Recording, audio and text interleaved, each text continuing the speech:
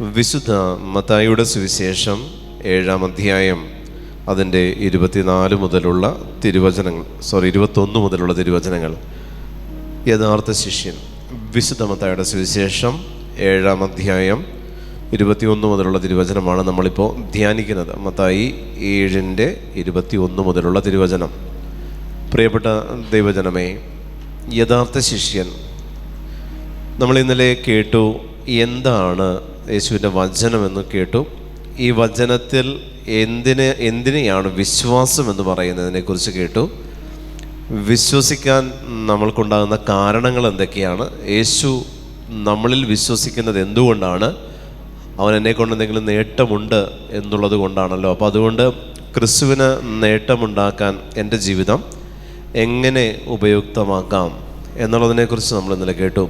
പ്രിയപ്പെട്ട ദൈവജനമേ, വീണ്ടും നമ്മൾ വിശ്വാസം എന്ന് പറയുന്ന സബ്ജക്റ്റിൽ നിന്ന് മാറാതെ തന്നെയാണ് ഈ ധ്യാനങ്ങൾ പോവുള്ളൂ. അപ്പോൾ അതുകൊണ്ട് നിങ്ങൾ കേൾക്കുന്നതിൽ പാപത്തിൻ്റേതായിട്ടുള്ള ഏതെങ്കിലും നിങ്ങൾക്ക് ബോധ്യം കിട്ടുന്നുണ്ടെങ്കിൽ നിങ്ങൾ നോട്ട് ചെയ്ത് പോവുക. പ്രിയമുള്ള ദൈവജനമേ, ഈ ഒരു വചനഭാഗം നമ്മൾ വായിക്കുമ്പോൾ യഥാർത്ഥ ശിഷ്യൻ, കർത്താവിനോട് കൂടെ ആയിരിക്കുന്ന ശിഷ്യന്മാർ ഒത്തിരി പേരുണ്ട്. അതിൽ തിരഞ്ഞെടുക്കപ്പെട്ടവർ 12 ആണെങ്കിലും അനുഗമിച്ചവരുടെ കൂട്ടത്തിലുണ്ട്. കർത്താവിനോട് കൂടെ ആയിരുന്നവരും രഹസ്യമായി ക്രിസ്തുവിനെ അനുഗമിച്ചവർ, ഇങ്ങനെ ക്രിസ്തു ശിഷ്യന്മാരുടെ ഗണത്തിൽ പല തരത്തിലുള്ള ഗ്രൂപ്പുകളുണ്ട്. ക്രിസ്തു ശിഷ്യന്മാരുടെ കൂട്ടത്തിൽ പല ഗ്രൂപ്പുകളുണ്ട്. അതിൽ ഓരോന്നിനും കൂടുതൽ ക്ലോസ് ആയിട്ട് നിൽക്കുന്നത്, മാറി നിൽക്കുന്നത്, മറഞ്ഞിരിക്കുന്നത് എല്ലാം ക്രിസ്തുവിനെ അനുഗമിക്കുന്ന ശിഷ്യരാണ്.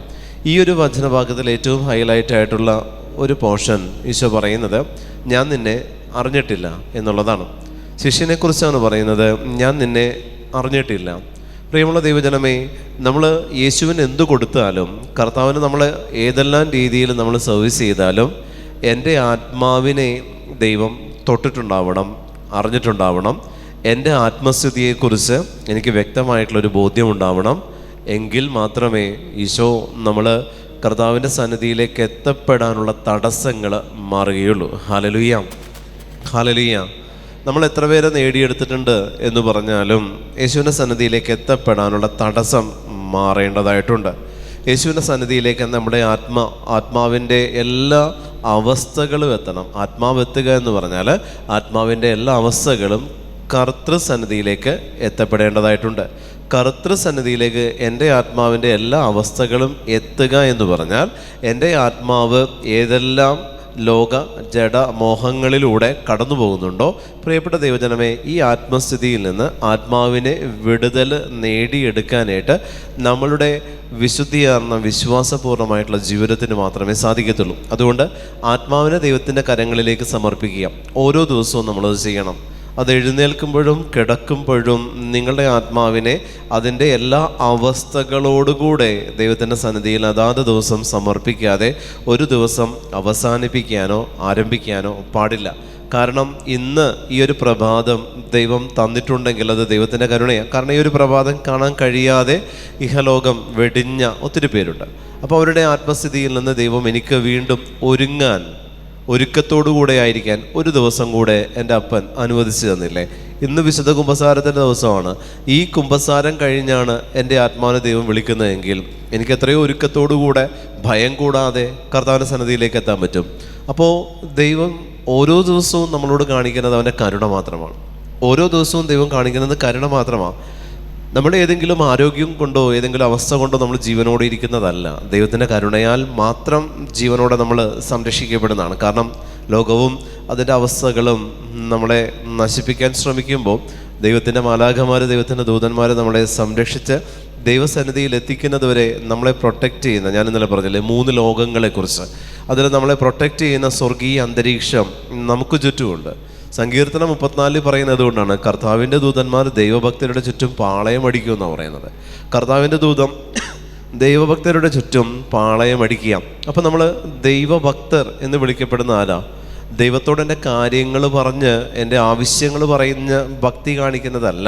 ദൈവഭക്തി എന്ന് പറയുന്നത് ദൈവത്തെ ആരാധിക്കുന്നതാണ്. ദൈവഭക്തി എന്ന് പറയുന്നത് ദൈവത്തെ ആരാധിക്കുന്നവരുടെ സമൂഹത്തെയാണ് ദൈവഭക്തർ എന്ന് വിളിക്കുന്നത്. ഇപ്പം എനിക്ക് എൻ്റെ ആവശ്യങ്ങൾ നേടിയെടുക്കണം. അത് ഞാൻ ദൈവത്തിൻ്റെ മുമ്പിൽ കുറേ പ്രാർത്ഥന പറഞ്ഞ് കുറേ പ്രാർത്ഥന ചൊല്ലിക്കൊണ്ട് എൻ്റെ ആവശ്യങ്ങൾ കർത്താവിന് ഞാനിങ്ങനെ സബ്മിറ്റ് ചെയ്തുകൊണ്ടിരിക്കുക. കർത്താവ് ഇത് എന്ന് പറഞ്ഞ് ഞാൻ കൊടുത്തിട്ട് ഞാൻ ദൈവഭക്തനാണ് എന്നെനിക്ക് പറയാൻ പറ്റില്ല. അത് ഭക്തിയല്ല, ദൈവത്തെ ചൂഷണം ചെയ്യലാണ്. ദൈവഭക്തി എന്ന് പറഞ്ഞാൽ ദൈവത്തെ ഒരു നിയോഗവും പറയാതെ ദൈവത്തെ ആരാധിക്കുന്നതാണ് ദൈവഭക്തി. അവരുടെ ചുറ്റും കർത്താവിൻ്റെ ദൂതൻ പാളയമടിക്കും. Hallelujah, hallelujah. ഇവിടെ ഈ വചനഭാഗത്തിൽ പറയുന്നു, കർത്താവേ കർത്താവേ എന്ന് എന്നെ വിളിച്ചപേക്ഷിക്കുന്നവനല്ല, എൻ്റെ സ്വർഗസ്ഥനായ പിതാവിൻ്റെ ഇഷ്ടം നിറവേറ്റുന്നവനാണ് സ്വർഗരാജ്യത്തിൽ പ്രവേശിക്കുക. ഹല്ലേലൂയ. കർത്താവേ കർത്താവേ എന്ന് അപേക്ഷിക്കുക, വിളിച്ചപേക്ഷിക്കുക, ഈശോ അത് ഇഷ്ടപ്പെടുന്നില്ല. കാരണം ഞാൻ ഇന്നലെ പറഞ്ഞില്ലേ, അധികാരം തന്നവനാണ് കർത്താവ്. അപ്പോൾ അപേക്ഷിക്കേണ്ട ആവശ്യമില്ല എന്ന് ഈശോ ഈ വചനത്തിലൂടെ നമ്മളെ പഠിപ്പിക്കുന്നുണ്ട്. അപേക്ഷിക്കരുത് ദൈവത്തോട്. അപേക്ഷിക്കുക എന്ന് പറഞ്ഞാൽ എൻ്റെ ദൈവം എൻ്റെ സ്വന്തമല്ലാതെ വരും. അപേക്ഷിക്കുക എന്ന് പറഞ്ഞാൽ ഞാൻ ആരോടാ? എനിക്ക് പരിചയമില്ലാത്ത, എനിക്കൊരു തരത്തിലും ഒരു സ്വാധീനവുമില്ലാത്ത ഒരു വ്യക്തിയോടല്ലേ എനിക്ക് അപേക്ഷിക്കേണ്ട ആവശ്യമുള്ളൂ. ഇതൊന്ന് ചെയ്തു തരുമോ? എൻ്റെ ദൈവത്തോട് ഞാൻ അപേക്ഷിക്കുക എന്ന് പറഞ്ഞാൽ ദൈവവും ഞാനുമായിട്ട് ഒരു ബന്ധവുമില്ല എന്നേ വരുള്ളൂ. പ്രിയമുള്ള ദൈവജനമേ, ഇതല്ല ഈശോ ആഗ്രഹിക്കുന്നത്. അപേക്ഷിക്കുക എന്ന് പറയുമ്പോൾ നമ്മൾ വിചാരിക്കും ദൈവത്തിൻ്റെ മുമ്പിൽ നമ്മൾ എളിമപ്പെടുകയാണ്, ദൈവത്തിൻ്റെ മുമ്പിൽ നമ്മളെ തന്നെ കുറച്ച് കാണിക്കാൻ. ഒന്നുമല്ല പ്രിയപ്പെട്ടവരെ, നമ്മുടെ വില കുറയ്ക്കുകയാണ് ചെയ്യുന്നത്. അപേക്ഷിക്കുമ്പോൾ ദൈവത്തോട്, എൻ്റെ അപ്പനോട് എനിക്ക് അപേക്ഷിക്കണോ? എൻ്റെ അപ്പനോട് എനിക്ക് ചോദിക്കാൻ പാടില്ലേ? സ്വർഗസ്ഥനായ ഞങ്ങളുടെ പിതാവേ എന്ന് പ്രാർത്ഥിക്കാൻ പഠിപ്പിച്ചവനാരാ? പുത്രനാ. സ്വർഗസ്ഥനായ എൻ്റെ പിതാവേ എന്നല്ല, സ്വർഗസ്ഥനായ ഞങ്ങളുടെ പിതാവേ എന്ന് പ്രാർത്ഥിക്കാൻ പഠിപ്പിച്ച പുത്രൻ, ആ പിതാവിനോട് പ്രിയപ്പെട്ടത് ഈശോ തന്നെ പറയുന്നുണ്ട്, നീ ചോദിക്കുന്നതെല്ലാം, അപേക്ഷിക്കുന്നതെല്ലാമല്ല, നീ ചോദിക്കുന്നതെല്ലാം നിനക്ക് തരപ്പെടും എന്നുള്ളതാണ്. അന്വേഷിപ്പിൻ കണ്ടെത്തും. അവിടെ ഒരു അപേക്ഷിച്ചുകൊണ്ട് എന്നൊരു വേർഡ് അവിടെ വരുന്നില്ല. അന്വേഷിക്കുക, കണ്ടെത്തും, ചോദിക്കുക, തരും, ചോദിക്കുക, ചോദിക്കുക. അതാണ് അവകാശം നേടിയെടുക്കുക എന്ന് പറയുന്നത്. ചോദിക്കണം. നമ്മൾ അപേക്ഷിക്കേണ്ടത് അവിടെയല്ല പ്രിയപ്പെട്ടവരെ. കരുണയ്ക്ക് വേണ്ടി നമുക്ക് പ്രാർത്ഥിക്കാം. പക്ഷേ കർത്താവേ കർത്താവേ എന്ന് 24 മണിക്കൂറും നിലവിളിച്ചുകൊണ്ടിരിക്കുമ്പോൾ നമ്മളുടെ ഒരു ചിന്തയുണ്ട്, കർത്താവിൻ്റെ കരുണ നമ്മളുടെ മേൽ ഇറങ്ങി വരുമെന്ന്. ഇല്ല, ഒന്നും വരുന്നില്ല. നമ്മുടെ പ്രാർത്ഥനയിൽ ഇതുവരെ ഒരു നിലവാരം വരുന്നില്ല. നമ്മുടെ പ്രാർത്ഥനകളിൽ ഇതുവരെ ഒരു മാറ്റം വരുന്നില്ല. ഈശോ തന്നെ പറയുന്നു, കർത്താവേ കർത്താവേ എന്ന് എന്നെ നിലവിളിച്ച് അപേക്ഷിക്കുന്നവൻ്റെ മേലല്ല, അവരല്ല സ്വർഗത്തിൽ പ്രവേശിക്കുന്നത്, മറിച്ച് എൻ്റെ സ്വർഗസ്ഥനായ പിതാവിൻ്റെ ഇഷ്ടം നിറവേറ്റുന്നവൻ ആരോ? പിതാവിൻ്റെ ഇഷ്ടം എന്താണ്? പിതാവ് ഇഷ്ടം പ്രകടിപ്പിച്ചത് ആരോടാ? പുത്രനോടാ. എങ്ങനെയാ? പുത്രനെ മരണത്തിന് വിട്ടുകൊടുത്തവനാണ് പിതാവ്. പിതാവ് പുത്രനോട് ആവശ്യം പറഞ്ഞു, ലോകത്തിൽ പോവുക, മനുഷ്യർക്ക് വേണ്ടി നീ കുരിശിൽ യാഗമാകുക. പിതാവിൻ്റെ ഇഷ്ടം നോക്കിയേ, മകനെ ക്രൂശിക്കുക. പിതാവിൻ്റെ ഇഷ്ടം അതാ. എന്തിനു വേണ്ടിയിട്ടാ? ഈ ആത്മാക്കളെ എല്ലാം നേടണമെങ്കിൽ സ്വപുത്രനെ ഭൂമിയിലേക്ക് മനുഷ്യരുടെ സാദൃശ്യത്തിലേക്ക് അവനെ വിട്ട്, അവൻ മനുഷ്യരാൽ പീഡിക്കപ്പെട്ട് മരിച്ച് അടക്കപ്പെട്ട് ഉത്ഥാനം ചെയ്ത് സ്വർഗത്തിലേക്ക് തിരിച്ചു വരണം. പിതാവിൻ്റെ ഇഷ്ടം നോക്കിയ ഒരു വെറൈറ്റിയാ. അവിടെ ഏത് രീതിയിലാണ് പിതാവ് സ്നേഹിക്കുന്നത്? പിതാവ് പുത്രനെ ലോകത്തിലേക്ക് വിട്ടിട്ട് പിതാവ് സ്നേഹിച്ചതാരാ? ഞാനും നിങ്ങളുമാകുന്ന അവൻ്റെ ആത്മാക്കളെയാണ് അവൻ സ്നേഹിക്കുന്നത്. ഞാൻ പറഞ്ഞില്ലേ, പിതാവ് എന്ന് പറയുന്നത് വലിയൊരു പ്രകാശമാണെങ്കിൽ ആ പ്രകാശത്തിൻ്റെ ഓരോ കണികകളാണ് ഞാനും നിങ്ങളും. ഈ കണിക തിരിച്ച് ആ വലിയ പ്രകാശത്തിലേക്ക് ചേരാൻ പുത്രനെ കർത്താവായ ദൈവം ഉപയോഗിച്ചു എന്നുള്ളതാ. അപ്പോൾ പിതാവിൻ്റെ ഇഷ്ടം നിറവേറ്റുക എന്ന് പറഞ്ഞാൽ നമ്മൾ എന്താ? പിതാവിൻ്റെ ഇഷ്ടം എന്ന് പറഞ്ഞാൽ എന്താണ്? നല്ല രീതിയിൽ ജീവിച്ച് സ്വർഗത്തിലേക്ക് എത്തുക എന്നുള്ളതാണോ? നമുക്ക് സ്വർഗത്തിലേക്ക് എത്താൻ പറ്റുമോ? അവനല്ലേ കൊണ്ടുപോകേണ്ടത്. സ്വർഗത്തിലേക്ക് ക്ഷണിക്കേണ്ടവൻ അവനാണ്. യോഗ്യത നോക്കുന്നതും അളക്കുന്നതും നമ്മളെ പരിശോധിച്ചറിയുന്നതും അപ്പനാണെങ്കിൽ അവനെ നമ്മളെ തിരിച്ചു വിളിക്കാൻ പറ്റുള്ളൂ. നമുക്ക് പോവാൻ പറ്റുന്ന ഇടമല്ല സ്വർഗം. കൊണ്ടുപോകണം തമ്പുരാൻ. ബാക്കി എല്ലായിടത്തും നമുക്ക് എത്തിച്ചേരാൻ പറ്റും. നമ്മളുടെ കഴിവ് മതി. സ്വർഗത്തിൽ അങ്ങനെയല്ല പ്രിയപ്പെട്ടവരെ. നമ്മൾ എത്ര കഴിവുണ്ടെങ്കിലും, എത്ര പ്രാർത്ഥനയുണ്ടെങ്കിലും, എത്ര പ്രയർഫുള്ളാണ് നിങ്ങളെങ്കിലും സ്വർഗത്തിലെത്താൻ എനിക്കോ നിങ്ങൾക്കോ പറ്റില്ല. അവൻ്റെ കരുണയാൽ ക്ഷണിക്കപ്പെട്ടാൽ അല്ലാതെ, അവൻ്റെ കരുണയാൽ തിരിച്ചു വിളിക്കപ്പെട്ടാൽ അല്ലാതെ എത്തപ്പെടാൻ പറ്റില്ല. അവൻ നിശ്ചയിച്ചിട്ടുണ്ട്, അവൻ ഒരുക്കിയിട്ടുണ്ട്, അവൻ സ്ഥലം സജ്ജമാക്കിയിട്ടുണ്ട്.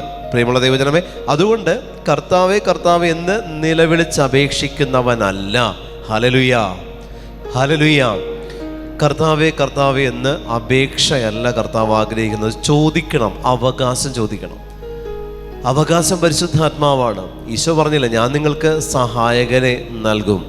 ഞാൻ പോയി കഴിയുമ്പോൾ, ഞാനെന്ന് പറയുന്ന അവസ്ഥ പോയി കഴിയുമ്പോൾ സഹായകൻ വരും. ഞാൻ അഹം, അതാണ് സഹായകൻ വരുന്നതിനുള്ള തടസ്സം. ഞാൻ പോയി കഴിയുമ്പോൾ സഹായകൻ വരും. ക്രിസ്തു ലോകം വിട്ട് പോയി കഴിയുമ്പോഴല്ല, ഞാൻ പോണം. ഞാൻ, അതായത് എന്നിലുള്ള അഹം പോണം, എങ്കിലേ സഹായകൻ വരൂ. അഹം എന്നെ വിട്ടു പോകണം, ഞാനെന്ന ഭാവം പോകണം. മൂലപാപങ്ങൾ എന്നെ വിട്ടു പോകുമ്പോൾ സഹായകനായ പരിശുദ്ധാത്മാവ് ചാർജ് എടുക്കും.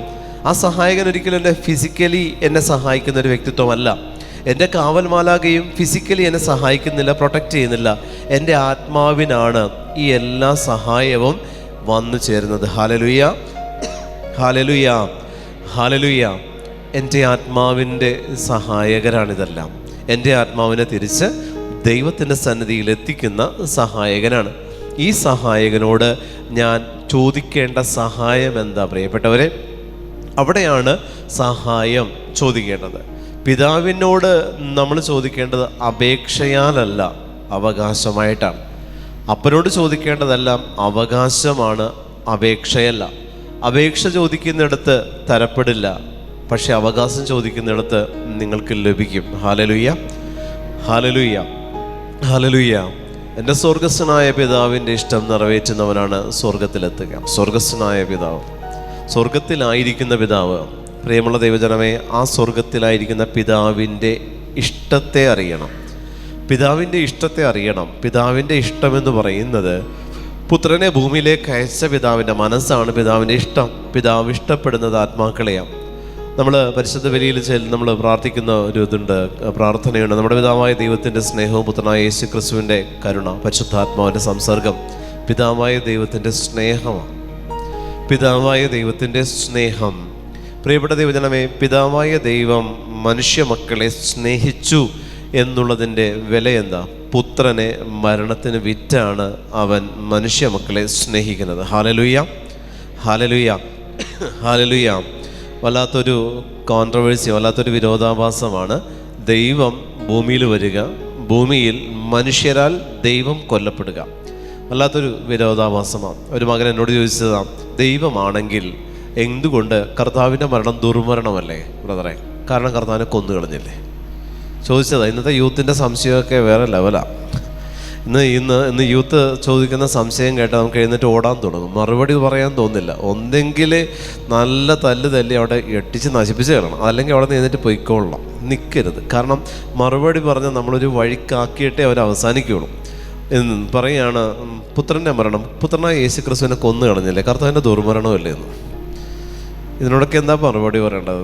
പിന്നെ ഇന്നലെ 2 ദിവസം മുമ്പ് ഒരു പെൺകുട്ടി വന്നിട്ട് ചോദിച്ചാണ്, യൂത്തനും യൂത്തിക്കുമാണ് പ്രശ്നം കൂടുതൽ. വന്നിട്ട് ചോദിച്ചാണ്, പിതാവായ ദൈവം എന്ന് ഞാൻ പറഞ്ഞപ്പോൾ അവൾ ചോദിക്കുക, പിതാവായ ദൈവം ഉണ്ടെന്നതിന് എന്താ തെളിവെന്ന്? പിതാവായ ദൈവം ഉണ്ടെന്നുള്ളതിന് എന്താ തെളിവ്? അവൻ നമ്മളെ സൃഷ്ടിച്ചു എന്നുള്ള എന്താ തെളിവ്? ഞാൻ ചോദിച്ചു, നിൻ്റെ അപ്പൻ ഇപ്പം നീ കാണുന്ന ഈ ജോസഫ് തന്നെയാണ്, നിനക്ക് എന്താ തെളിവെന്ന് ചോദിച്ചു. അവ പറഞ്ഞു, അമ്മ പറഞ്ഞു. അമ്മ പറഞ്ഞ അറിവല്ലേ നിനക്കുള്ളൂ.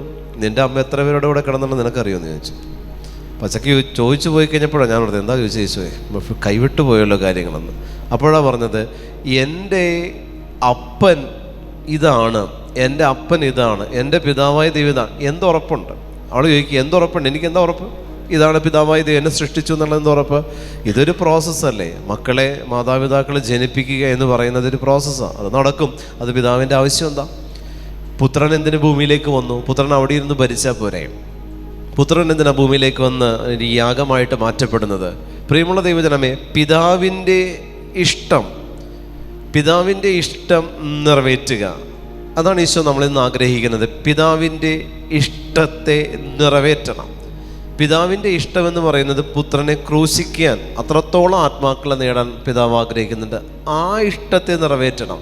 അതായത് എന്നിൽ ഞാൻ മകനെന്ന് കരുതി സംരക്ഷിക്കുന്നതെല്ലാം, അതായത് പുത്രവാത്സല്യത്തോടുകൂടെ ഞാൻ കരുതി വച്ചിരിക്കുന്ന ലോകത്തിൻ്റെതായിട്ടുള്ള ചില അവസ്ഥകൾ എന്നിലുണ്ട്. ഞാൻ കൊണ്ടു നടക്കുന്ന, പരിപാലിക്കുന്ന, ഞാനിങ്ങനെ പോഷിപ്പിച്ചത് കൊണ്ടു നടക്കുന്ന എന്നിലുള്ള ചില അവസ്ഥകളുണ്ട്. ആ അവസ്ഥകളെ, പുത്രതുല്യമായിട്ട് ഞാൻ കൊണ്ടു നടക്കുന്ന ചില അവസ്ഥകളെ പിതാവിനോടുള്ള വിധേയത്വത്തെ പ്രതി ഞാൻ ക്രൂശിക്കുന്നിടത്ത് പിതാവിൻ്റെ ഇഷ്ടം ഞാൻ നിറവേറ്റും. പിതാവ് എന്ന് പറയുന്ന ദൈവത്തിൻ്റെ സത്ത എൻ്റെ ഉള്ളിൽ ആത്മാവായിട്ട് കുടികൊള്ളുമ്പോൾ അതിനെ സംരക്ഷിക്കാൻ ദൈവം എൻ്റെ കരങ്ങളിലേക്ക് തന്നിട്ടുണ്ടെങ്കിൽ ഇതിനെ ഞാൻ സംരക്ഷിക്കണം. ഇതിനുള്ളിലുള്ള ദൈവത്തിൻ്റെ ശക്തിയെ, ഭൂമിയിൽ വന്ന ദൈവത്തിൻ്റെ ശക്തിയെ സംരക്ഷിക്കാൻ നിയോഗിക്കപ്പെട്ടവനാ ഞാനും നിങ്ങളും. Hallelujah, hallelujah. പിതാവ് എന്നെ സംരക്ഷിക്കുന്നു, എന്നെ പരിപാലിക്കുന്നു എന്നുള്ളതിനേക്കാൾ എൻ്റെ ഉള്ളിൽ വസിക്കുന്ന ദൈവത്വത്തെ കൊണ്ട് നടക്കുക, പ്രൊട്ടക്റ്റ് ചെയ്യുക. എങ്ങനെ? ഞാൻ പാപത്തിന് എന്നെ വിട്ടുകൊടുക്കാതെ, ലോക മോഹങ്ങൾക്കും ജഡിക താല്പര്യങ്ങൾക്കും എന്നെ വിട്ടുകൊടുക്കാതെ, ഉള്ളിൽ വസിക്കുന്ന ദൈവത്വത്തെ ഞാൻ സംരക്ഷിക്കുക എന്നുള്ളതാ. ഉള്ളിൽ വസിക്കുന്ന ദൈവത്വത്തെ ഞാൻ പ്രൊട്ടക്റ്റ് ചെയ്യുക. എങ്ങനെയാണ് പ്രൊട്ടക്റ്റ് ചെയ്യേണ്ടത്? അതാണ് ഇന്നലെ നമ്മൾ എടുത്തത്. ദൈവത്തിന് എന്നെ വിശ്വസിക്കാൻ പറ്റണം. അവൻ എൻ്റെ ഉള്ളിലിരിക്കുക, അവൻ എന്നെ വിശ്വസിക്കാൻ പറ്റണം. ഇവൻ എന്നെ കൊണ്ടു നടക്കും ഈ ലോകത്തിൽ. ഇവൻ എന്നെ ഈ ലോകത്തിൽ മറ്റുള്ളവരുടെ മുമ്പിൽ അധിക്ഷേപിക്കുകയോ ഇവൻ മറ്റുള്ളവരുടെ മുമ്പിൽ എന്നെ നിന്ദിക്കുകയോ. പിതാവിൻ്റെ ഇഷ്ടമാണ്, പിതാവിൻ്റെ ചിന്തകളും പിതാവിൻ്റെ ആകുലതകളും എൻ്റെ ഉള്ളിൽ വസിച്ചുകൊണ്ട്, പരിശുദ്ധാത്മാവിൻ്റെ ആലയമാണ് നിൻ്റെ ശരീരം എന്ന് പറയുമ്പോൾ, പ്രിയപ്പെട്ട ദൈവജനമേ, ശരീരത്തിൻ്റേതാണ് മനസ്സും ശരീരത്തിൻ്റേതാണ് ഹൃദയവുമെങ്കിൽ ദൈവത്തിൻ്റേതാണ് ആത്മാവ്. ഹല്ലേലൂയ. എൻ്റെ ശരീരമുണ്ടെങ്കിൽ ശരീരത്തിൻ്റെ രണ്ടവസ്ഥകളുണ്ട്. ഒന്ന് എൻ്റെ ചിന്ത, അതായത് എൻ്റെ മനസ്സ്. രണ്ട് എൻ്റെ ഹൃദയം. പരിശുദ്ധ മറിയം അതുകൊണ്ട് തന്നെ ഈ ശരീരത്തെ ദൈവത്തിന് സമർപ്പിച്ചതുകൊണ്ടാണ് അമ്മയെക്കുറിച്ച് പറയുന്നത്, അവൾ എല്ലാ കാര്യങ്ങളും ഹൃദയത്തിൽ സംഗ്രഹിച്ചു, ലോകത്തിൻ്റേതൊന്നും അമ്മ കൂട്ടിച്ചേർത്തില്ല. എല്ലാ കാര്യങ്ങളും, അതായത് ദൈവത്തിൻ്റെ ദൂതൻ വന്ന് പരിശുദ്ധ മറിയത്തോട് പറഞ്ഞ മംഗളവാർത്തയും മറ്റെല്ലാ ദൂതുകളും അമ്മ ഹൃദയത്തിൽ സംഗ്രഹിച്ചു. ഹല്ലേലൂയ. അതായത് ശരീരത്തിൻ്റെ അവസ്ഥകളെ ദൈവത്തിൻ്റെ വാസസ്ഥലമാക്കി എല്ലാ അർത്ഥത്തിലും പരിശുദ്ധ മറിയം മാറ്റി എന്നുള്ളതാണ്. ഇത് തന്നെയാണ് പിതാവായ ദൈവം എന്നിൽ നിന്നും നിങ്ങളിൽ നിന്നും അഭിലഷിക്കുന്നത്. ഇതിനുള്ളിൽ വസിക്കുന്ന പരിശുദ്ധാത്മാവ്, എൻ്റെ ഉള്ളിൽ വസിക്കുന്ന ദൈവത്തിൻ്റെ സത്തയെ ഞാൻ കൊണ്ടു നടക്കുമ്പോൾ അതിന് കറ പുരളാൻ അനുവദിക്കരുത്. അത് നിന്ദിക്കപ്പെടാൻ പാടില്ല, മറ്റുള്ളവരുടെ മുമ്പിൽ അത് അധിക്ഷേപിക്കപ്പെടാൻ പാടില്ല. ഈ മൺപാത്രത്തിലെ നിധിയാണ് എൻ്റെ ഉള്ളിൽ വസിക്കുന്ന ദൈവത്തിൻ്റെ സത്ത. ഹല്ലേലൂയ. അഭിഷേകത്തോടെ ഹല്ലേലൂയ, ഹല്ലേലൂയ. അതുകൊണ്ടാണ് ചുറ്റുപാടുള്ളതെല്ലാം ഞാൻ നേരെയാക്കിയാലും ഇതിനുള്ളിൽ വസിക്കുന്നവൻ ഹാപ്പി അല്ലെങ്കിൽ, സന്തുഷ്ടനല്ലെങ്കിൽ എനിക്ക് തിരിച്ച് അവിടെ എത്താൻ പറ്റില്ല. പ്രിയപ്പെട്ടവരെ, തിരിച്ച് അവിടെ എത്തിക്കുക, ഇതിൻ്റെ ഉള്ളിൽ വസിക്കുന്നവനെ തിരിച്ച് അവിടെ എത്തിക്കണമെങ്കിൽ അതെൻ്റെ കഴിവല്ല. ഞാൻ ഒരുങ്ങി പ്രാർത്ഥിച്ച് കൊണ്ട് നടക്കുക. ഇത് കൊണ്ടുപോയി ഇരുത്തി ആ ഒരു വിധി ദിവസം കർത്താവ് ഇതിനൊന്ന് അളന്ന് തൂക്കി പരിശോധിക്കുമ്പോൾ അതിന് കുറവൊന്നുമില്ല എന്ന് കണ്ടാൽ മാത്രം സ്വീകരിക്കപ്പെടുന്നതാണ്. ബാക്കിയുള്ളത് ഏത് ഡെസ്റ്റിനേഷനാണെങ്കിലും നമുക്ക് എത്തിച്ചേരാൻ പറ്റും. ബാക്കിയുള്ള ഏത് ഡെസ്റ്റിനേഷനിലേക്ക് എനിക്ക് എത്താൻ എൻ്റെ ബുദ്ധിയും എൻ്റെ വിവേകവും മതി. പക്ഷേ സ്വർഗത്തിലേക്ക് എത്തണമെങ്കിൽ എൻ്റെ കഴിവോ എൻ്റെ പ്രാർത്ഥനകളോ എൻ്റെ ആലോചനകളോ ഒന്നുമല്ല, അവൻ്റെ ദൈവിഷ്ടത്തിനനുസരിച്ച് ജീവിച്ചെങ്കിൽ മാത്രമേ എനിക്കത് സാധ്യമാവുകയുള്ളൂ. ഹല്ലേലൂയ. അഭിഷേകത്തോടെ ഹല്ലേലൂയ. ഈ ചിന്ത, എനിക്ക് സ്വർഗത്തിലെത്തണമെന്നുള്ള ചിന്ത എന്തിനു വേണ്ടിയിട്ടാണ്? എൻ്റെ മക്കൾക്ക് പൂർവീക ശാപം എന്ന് പറയുന്ന അവസ്ഥ വരാതിരിക്കാനാണ്. അല്ലാതെ സ്വർഗത്തിലെത്തി എനിക്ക് സുഖിക്കാനല്ല പ്രിയപ്പെട്ടവരെ. സ്വർഗത്തിലെത്തുക എന്ന് പറയുന്നത് എൻ്റെ ആത്മാവ് ദൈവം എന്ന് പറയുന്ന അവസ്ഥയിലായിരിക്കുക എന്നുള്ളതാണ്. ആ അവസ്ഥയിലേക്ക് എൻ്റെ ആത്മാവ് എത്തിയാൽ ശേഷിച്ച തലമുറകളിൽ എന്നിൽ നിന്നുള്ള ദുരിതം അവർ പേറേണ്ടി വരില്ല. ശേഷിച്ച തലമുറകളിലേക്ക് എന്നിൽ നിന്നൊരു പാപത്തിൻ്റെ കെട്ട്, ശാപത്തിൻ്റെ കെട്ട്, തഴക്കദോഷത്തിൻ്റെ കെട്ട് അവരിലേക്ക് വരാതിരിക്കാൻ എൻ്റെ ആത്മാവിനെ സ്വസ്ഥമാക്കണം. നിങ്ങൾ യഥാർത്ഥത്തിൽ നിങ്ങളുടെ മക്കളെ സ്നേഹിക്കുന്നുണ്ടെങ്കിൽ നിങ്ങളിൽ നിന്ന് ഒരു ശാപവും ഒരു പാപത്തിൻ്റെ വിഹിതവും മക്കളിലേക്ക് പോകരുത്. അതാണ് യഥാർത്ഥ മാതാപിതാക്കൾ. ഹല്ലേലൂയ. നിങ്ങൾ കുറേ സ്വത്തും സമ്പാദ്യവും വിദ്യാഭ്യാസവും മക്കൾക്ക് കൊടുത്താൽ നിങ്ങൾ മാതാപിതാക്കളാവില്ല. അത് നിങ്ങളുടെ ഭൗതികതയുടെ വിഹിതമാണ്. നിങ്ങളുടെ ആത്മീയതയുടെ വിഹിതം എത്രത്തോളം നിങ്ങളുടെ മക്കൾ കൈപ്പറ്റിയിട്ടുണ്ട് എന്നുകൂടെ ഒന്ന് ചിന്തിക്കണേ. നിങ്ങളുടെ ആത്മീയതയുടെ എത്ര വിഹിതം? ഞാൻ എൻ്റെ മകനോട് പറയും, ഞാൻ ഇന്ന് ഇത്ര ആത്മാക്കളെ നേടിയിട്ടുണ്ട്, അത് നിൻ്റെ അക്കൗണ്ടിൽ ക്രെഡിറ്റഡാ. ഹല്ലേലൂയ, ഹല്ലേലൂയ, ഹല്ലേലൂയ. ലോകത്തിൻ്റെതായിട്ടുള്ള ഒന്നും തരാൻ പറ്റിയില്ലെങ്കിലും ഇന്ന് ഞാൻ ഇത്ര ആത്മാക്കളെ നേടി, ഇന്ന് ഞാൻ ഇത്ര പേരോട് സുവിശേഷം പറഞ്ഞു, ഇന്ന് ഞാൻ പ്രസംഗിച്ച വചനം ഇത്ര പേര് കേട്ടിട്ടുണ്ടെങ്കിൽ അതിലൊരു 10 പേരെങ്കിലും ഈ മനസ്സ് മാറി ദൈവത്തിലേക്ക് അടുത്തിട്ടില്ലേ? അത് നിനക്കുള്ളതാ. പ്രിയപ്പെട്ടവരെ, ഇങ്ങനെ എൻ്റെ ആത്മീയതയുടെ സമ്പത്ത് അതാത് ദിവസം നമ്മുടെ മക്കളുടെ പേരിലും തലമുറകളുടെ പേരിലും എഴുതി വെക്കണം. ഹല്ലേലൂയ. ആത്മീയമായ സമ്പത്തിൻ്റെ വിഹിതം എൻ്റെ മക്കളുടെ പേരിലും തലമുറകളുടെ പേരിലും ഞാൻ എഴുതി വെച്ചാൽ ഇതുകൊണ്ട് അവർക്ക് ജീവിക്കാൻ പറ്റും. നാളെ ഇതിൻ്റെ വിഹിതത്തിൻ്റെ പലിശ കൊണ്ട് അവർക്ക് ജീവിക്കാൻ പറ്റും.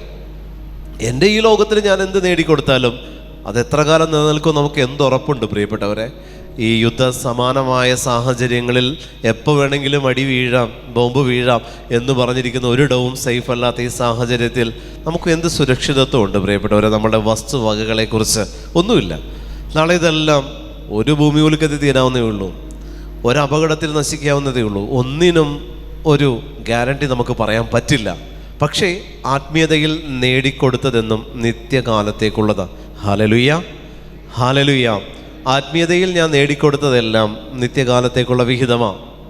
അതൊരാൾക്കും കവർന്നു കൊണ്ടുപോകാനോ കള്ളന് മോഷ്ടിക്കാനോ പറ്റില്ല. അതുകൊണ്ടാണ് ഈശോ പറയുന്നത്, പിതാവിൻ്റെ ഇഷ്ടം നിറവേറ്റുന്നവനാരോ അവൻ സ്വർഗത്തിൽ പ്രവേശിക്കും. പരിശുദ്ധാത്മാവിനെ നമുക്ക് ദൈവം തന്നിരിക്കുന്നത് നമ്മളിൽ നിലനിൽക്കാനല്ല, പകർന്നു കൊടുക്കണം. പൂർണ്ണമായിട്ട് പകർന്നു കൊടുക്കാൻ പറ്റണം.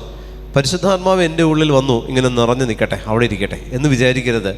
പകരണം. എവിടെ പകരണം? ഇത് എവിടെയാണോ ഉപകാരപ്രദമാകുന്നത് അവിടെ വിളമ്പണം പ്രിയപ്പെട്ടവരെ. ലഭിച്ച പരിശുദ്ധാത്മാവിനെ നിങ്ങൾ ഒത്തിരി പഠിച്ചിട്ടുണ്ടാകും, നിങ്ങൾ ഒത്തിരി ഡിഗ്രി സമ്പാദിച്ചിട്ടുണ്ടാകും, നിങ്ങൾ വലിയ ജോലിയും വലിയ സാമ്പത്തിക നേട്ടങ്ങളൊക്കെ കൈവരിച്ചിട്ടുണ്ടാകും. പക്ഷെ ഉള്ളിൽ ദൈവത്തിൻ്റെ അംശമില്ലെങ്കിൽ നീ പഠിച്ചതെല്ലാം നീ നേടിയതെല്ലാം ഒറ്റ ശ്വാസം പോയി കഴിയുമ്പോൾ തീരാവുന്നതേ ഉള്ളൂ. ഒരു ശ്വാസം പോയി കഴിയുമ്പോൾ തീരാവുന്നതേ ഉള്ളൂ. നമ്മൾ നേടിയെടുത്തതെല്ലാം പ്രിയപ്പെട്ടവരെ ഈ ശ്വാസോച്ഛ്വാസം നിൽക്കുന്നത് വരെയേ ഉള്ളൂ, അതിനപ്പുറത്തേക്കൊന്നുമില്ല. പക്ഷേ ആത്മസ്ഥിതി അതല്ല, ആത്മാവിൻ്റെ അവസ്ഥ അതല്ല. അത് നിത്യകാലത്തേക്കുള്ളതാണ്, തമ്പുരാന്റെ സന്നിധിയിൽ എത്തുന്നത് വരെയുള്ളതാണ്. അതുകൊണ്ടാണ് ഞാൻ പറഞ്ഞത്, സ്പിരിച്വൽ വേൾഡിലേക്ക് നിങ്ങൾ പ്രവേശിക്കണം. ഈ ഡിജിറ്റൽ വേൾഡിൽ നിന്നും സ്പിരിച്വൽ വേൾഡിലേക്ക് നമ്മൾ എൻ്റർ ചെയ്യണം. അതിന് നമ്മളെ ഒരുക്കാൻ, നമ്മുടെ ആത്മസ്ഥിതി ഒരുക്കാൻ ദൈവം ആഗ്രഹിക്കുന്നുണ്ട്. ആ രീതിയിലേക്ക് നിങ്ങൾ വരണം. ഞാൻ പറഞ്ഞില്ലേ, സന്ദേശങ്ങൾ എടുക്കണം. പരിശുദ്ധാത്മാവേ എന്നോട് സംസാരിക്കണമേ, വെളിപ്പെടുത്തലുകൾ നൽകണമേ എന്ന് ചോദിക്കണം. നിങ്ങളല്ലാതെ നിങ്ങളുടെ ആവശ്യങ്ങൾ പറഞ്ഞിട്ട് അത് ചോദിക്കരുത്. വെളിപ്പെടുത്തലുകൾ പരിശുദ്ധാത്മാവേ തരണം, വെളിപ്പെടുത്തി തരണം, സംസാരിക്കണം, എന്നോട് സംസാരിക്കണം. നിങ്ങളുടെ അവകാശമാണത്. ദൈവത്തിൻ്റെ പരിശുദ്ധാത്മാവ് നിങ്ങളുടെ ഉള്ളിലുണ്ടെങ്കിൽ ആ പരിശുദ്ധാത്മാവ് എന്തുകൊണ്ട് നിങ്ങളോട് സംസാരിച്ചുകൂടാ?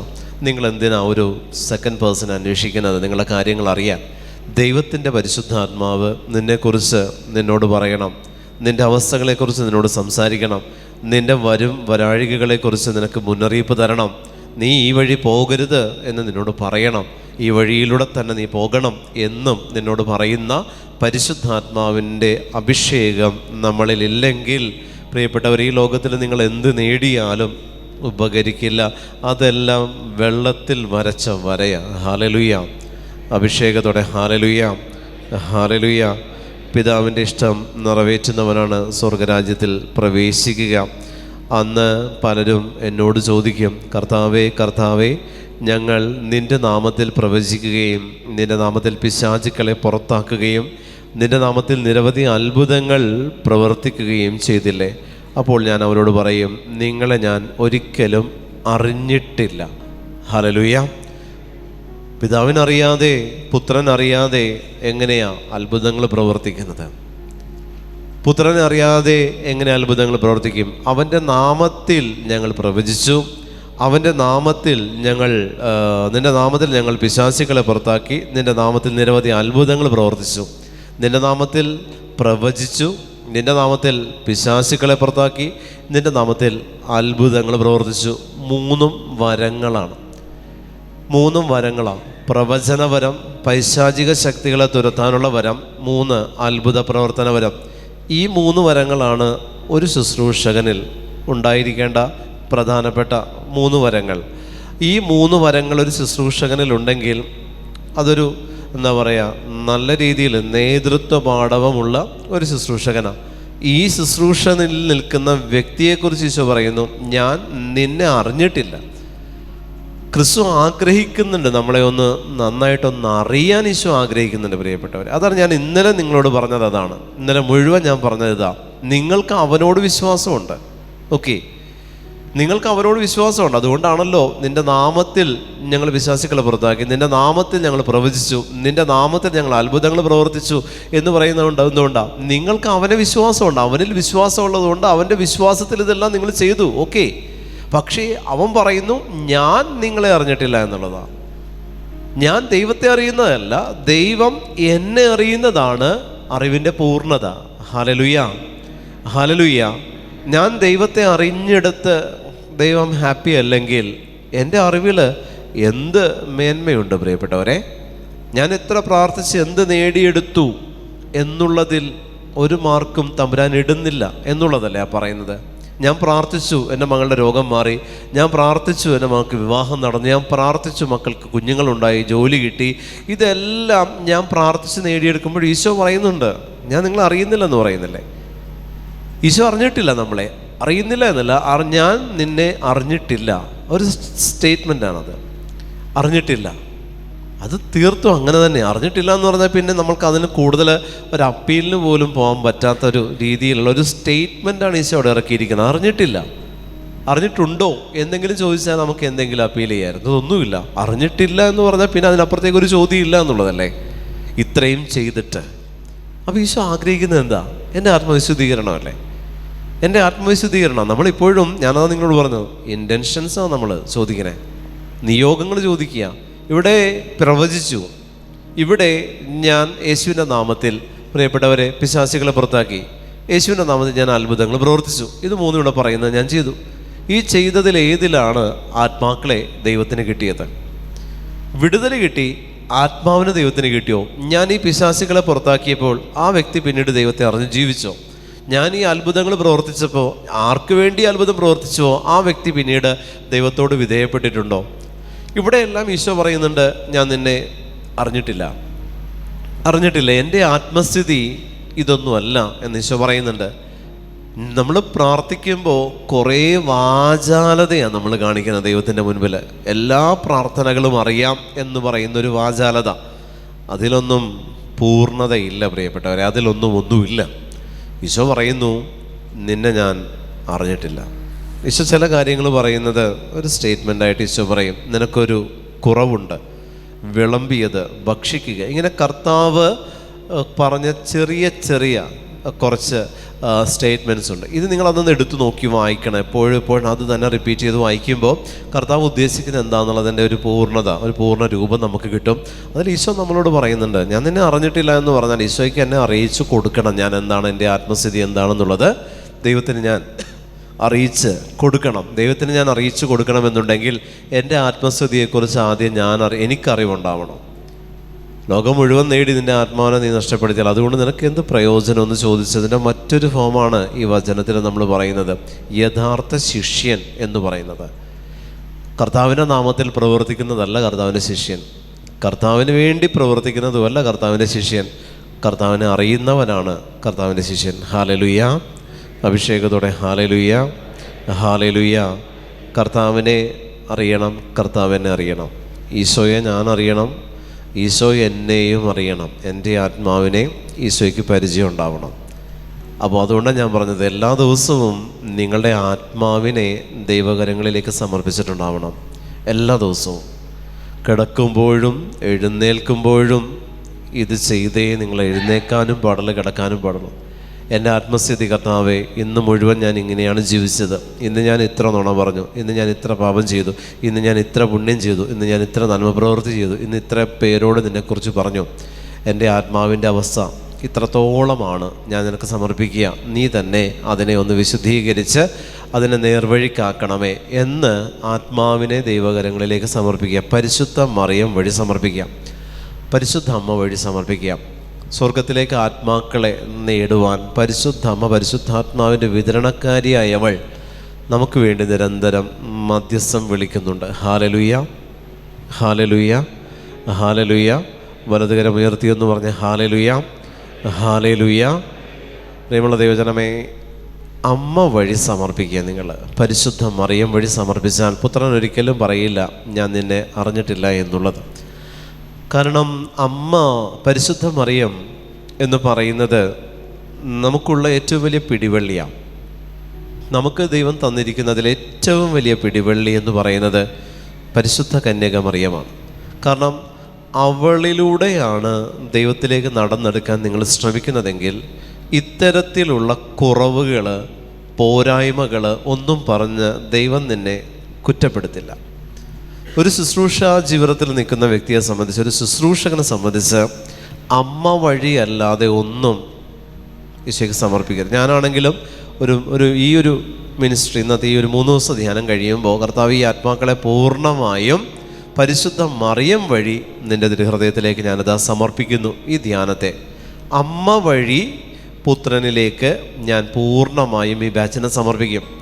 അപ്പോൾ എന്താണെന്നറിയോ, എൻ്റെ ഈ ധ്യാനത്തിൽ നിന്ന് ഞാൻ പ്രസംഗിച്ചതിൽ നിന്ന് എന്തെങ്കിലും കുറവുകൾ നിങ്ങൾക്ക് വന്നിട്ടുണ്ടെങ്കിൽ അമ്മ അത് നികത്തി നിങ്ങളുടെ ആത്മാവിൻ്റെ തമ്പുരാൻ്റെ സന്നിധിയിലേക്ക് എത്തിക്കും. ഈ ധ്യാനത്തിൽ എൻ്റെ ഏതെങ്കിലും അയോഗ്യതകൾ നിങ്ങളിലേക്ക് വരാൻ സാധ്യതയുണ്ടെങ്കിൽ അമ്മ അതിനെ തടഞ്ഞു വെച്ച് ഈ പുത്രൻ്റെ യോഗ്യത മാത്രം നിങ്ങളിലേക്ക് എന്നിലൂടെ അയക്കും. അപ്പോൾ മറിയം വഴി പിതാവിന് സമർപ്പിക്കപ്പെട്ടതാണ് നിങ്ങൾ. അത് ധ്യാനം തുടങ്ങുന്നതിന് മുൻപും ധ്യാനം കഴിഞ്ഞതിന് ശേഷവും അങ്ങനെ തന്നെയാണ്. അപ്പോൾ അതുകൊണ്ട് പുത്രനിലേക്ക് സമർപ്പിക്കപ്പെടുന്നത് മുഴുവൻ പരിശുദ്ധ മറിയം വഴി തന്നെ ആയിരിക്കണം. ഹല്ലേലൂയ, ഹല്ലേലൂയ, ഹല്ലേലൂയ, ഹല്ലേലൂയ. പതിവായി നിങ്ങൾ വിശുദ്ധ മിഖായേലിൻ്റെ ജപം ചൊല്ലി പ്രാർത്ഥിക്കണം. വിശുദ്ധ മിഖായേൽ എന്നെ നമ്മൾ വിളിക്കുമ്പോൾ അതിൽ ഒരു തവണയല്ല പ്രിയപ്പെട്ടവരെ, ഒരു വ്യക്തിത്വമല്ലത്, ഒരു ഗ്രൂപ്പാണ്. വിശുദ്ധ മിഖായേൽ എന്ന് പറഞ്ഞ് നമ്മൾ ജപം ചൊല്ലുമ്പോൾ ഒരു ഗ്രൂപ്പാണ് നമ്മളെ പ്രൊട്ടക്റ്റ് ചെയ്യുന്നത്. വിശുദ്ധ ഗബ്രിയേൽ എന്ന് പറയുമ്പോൾ, വിശുദ്ധ റഫായേൽ എന്ന് പറയുമ്പോൾ, ഇങ്ങനെ ഓരോ മാലാഖയെ വിളിക്കുമ്പോഴും ഒരു വ്യക്തിയല്ല വരുന്നത്, ഒരു മാലാഖയല്ല, ഒരു ഗ്രൂപ്പാണ് നമുക്ക് വേണ്ടി ചാർജ് എടുക്കുന്നത്. അവൻ്റെ സൈന്യമാണ് ചാർജ് എടുക്കുന്നത്, അവരുടെ സൈന്യം ചാർജ് എടുക്കും. വിശുദ്ധ മിഖായേലിൻ്റെ ജപം എപ്പോഴെല്ലാം നിങ്ങൾക്ക് ചൊല്ലാൻ പറ്റുമോ ആ സമയത്തെല്ലാം നിങ്ങൾ ചൊല്ലണം. എപ്പോഴെല്ലാം വിശുദ്ധ മിഖായേലിൻ്റെ ജപം. നിൻ്റെ ശരീരത്തിൽ ഏതെങ്കിലും ഒരവയവത്തെ സാത്താൻ കീഴടക്കിയിട്ടുണ്ടോ? ഒരു പ്രത്യേക ഓർഗൻ നിങ്ങളുടെ ശരീരത്തിൽ ഏതെങ്കിലും ഒരു പ്രത്യേക അവയവത്തിൽ സാത്താൻ മാനിഫെസ്റ്റ് ചെയ്തിട്ടുണ്ടോ? നിങ്ങൾ വിശുദ്ധ മിഖായേലിനെ ആ ഓർഗണിൻ്റെ സംരക്ഷണത്തിന് വേണ്ടി വിളിക്കണം. ഒരു ഓർഗൺ മൊത്തം ശരീരത്തെ സമർപ്പിക്കുമ്പോൾ അതിനേക്കാൾ നിൻ്റെ ശരീരത്തിൻ്റെ ആത്മസ്ഥിതിയെക്കുറിച്ച് ഞാൻ പറയാം. ശരീരത്തിൻ്റെ ഒരു പ്രത്യേക സ്ഥലത്ത് പ്രത്യേക രോഗം വന്നിരിക്കുക, ആ ഓർഗണിലേക്ക് സാത്താൻ മാനിഫെസ്റ്റ് ചെയ്തുകൊണ്ടാണത് അങ്ങനെ വരുന്നത്. അതിന് കാരണമായിട്ട് എന്നിലുള്ള ഏതെങ്കിലും പാപമോ കുറവുകളോ ഉണ്ടാവും, ഇല്ലാതിരിക്കില്ല. അപ്പോൾ പാപം, ആ കുറവ് മൂലം ഈ ഓർഗണിൽ, ഈ കിഡ്നിയിൽ, ഈ ലിവറിൽ, ഈ ഹാർട്ടിൽ, ഈ ബ്രെയിനിൽ, ഈ ബോണിൽ എന്തിലാണോ സാത്താൻ മാനിഫെസ്റ്റ് ചെയ്തു, അവിടെ ഒരു രോഗം വന്നു, ഒരു ക്യാൻസറായി, ട്യൂമറായി, മറ്റേതെങ്കിലും അവസ്ഥകളായി, ഇതിങ്ങനെ വന്നു. ആ ഒരു ഓർഗണിനെ സാത്താൻ ഏറ്റെടുത്തു. ദൈവത്തിൻ്റെ കൺട്രോളിൽ നിന്ന് അതിൻ്റെ ഫങ്ഷൻ മാറി സാത്താൻ്റെ കൺട്രോളിലേക്ക് പോയിട്ടുണ്ടെങ്കിൽ അതിനെ വിശുദ്ധ മിഖായേലിന് സമർപ്പിച്ച് വിശുദ്ധ മിഖായേലിൻ്റെ ജപം നിങ്ങൾ ദിവസവും 9 തവണ ചൊല്ലി കാഴ്ചവെക്കുന്നിടത്ത് 9 ദിവസത്തിനുള്ളിൽ അതിൽ വ്യത്യാസം കണ്ടു തുടങ്ങും നിങ്ങൾക്ക്. ഹല്ലേലൂയ, ഹല്ലേലൂയ. എൻ്റെ ഏത് പാപം മൂലം എൻ്റെ ഈ അവസ്ഥ വന്നുവോ ആ പാപത്തെ ഞാൻ വെറുത്തുപേക്ഷിച്ചിട്ടുണ്ടാവണം, വിശുദ്ധ കുമ്പസാരത്തിൽ ഏറ്റുപറഞ്ഞിട്ടുണ്ടാകണം, ഞാൻ സ്വസ്ഥമായിട്ടുണ്ടാകണം. എന്നിട്ട് ചെയ്യണം. വിശുദ്ധ മിഖായേലിനെ നിങ്ങൾ വിളിക്കുക.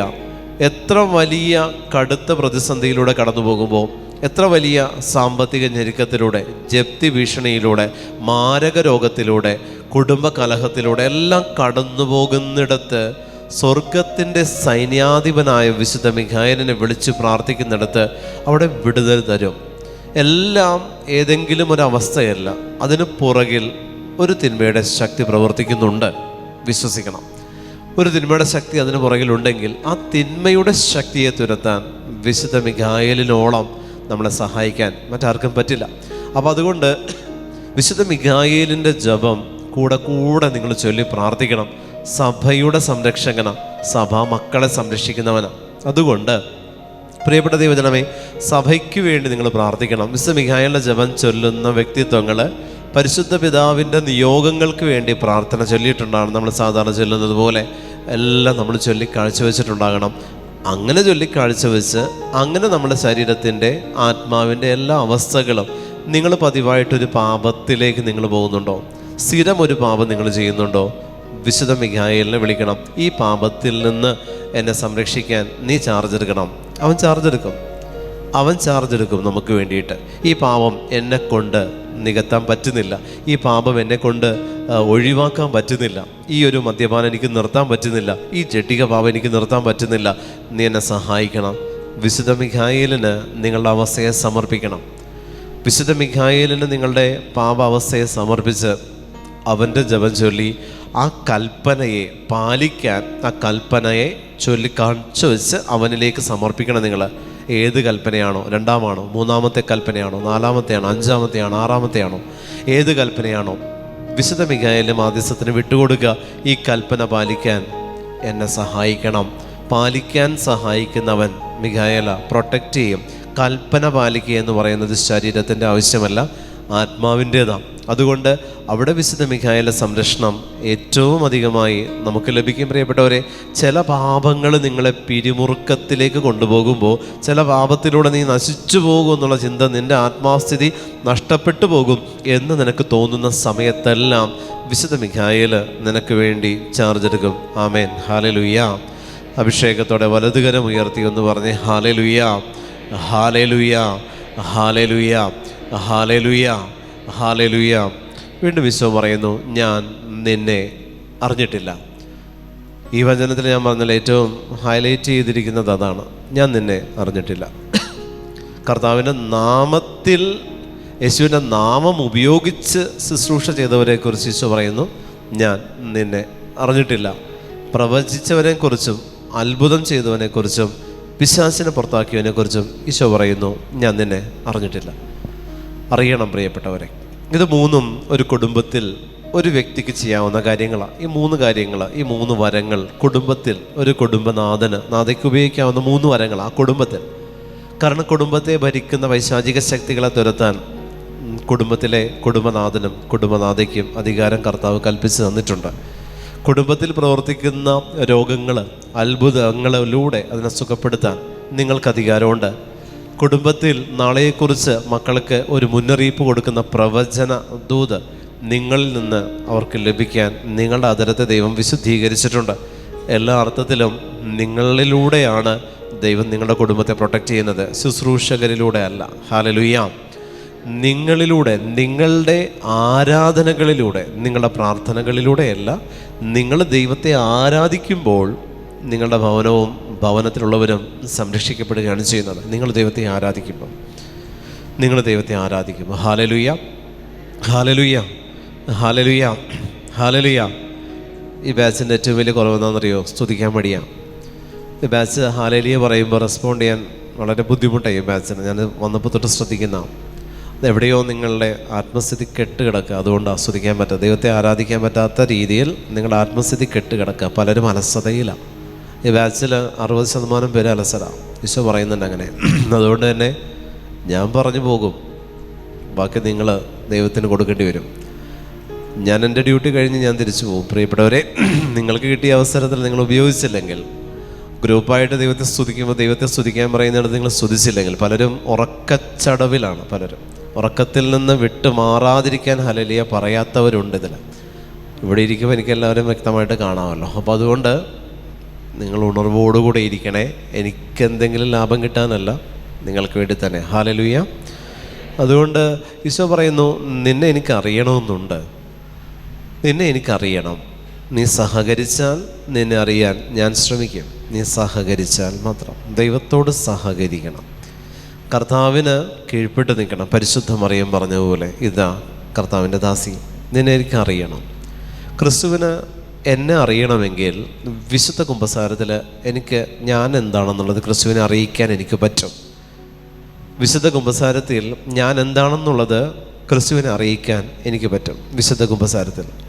കാരണം വിശുദ്ധ കുമ്പസാരത്തിൽ എൻ്റെ പാപങ്ങൾ ഞാൻ ക്രിസ്തുവിനോട് ഏറ്റു പറയുമ്പോൾ ക്രിസ്തുവിനെ ഞാൻ അറിയിക്കുകയാണ് ഞാൻ എന്താണ് എന്നുള്ളത്. പലരെയും ക്രിസ്തു അറിഞ്ഞിട്ടില്ലെന്നാണ് പറയണത്. കാര്യം എന്താ? തുറന്ന് കുമ്പസാരിച്ചിട്ടില്ല. ഈശോയ്ക്ക് അറിയാൻ പറ്റിയിട്ടില്ല നിങ്ങളെക്കുറിച്ച്. ഹല്ലേലൂയ.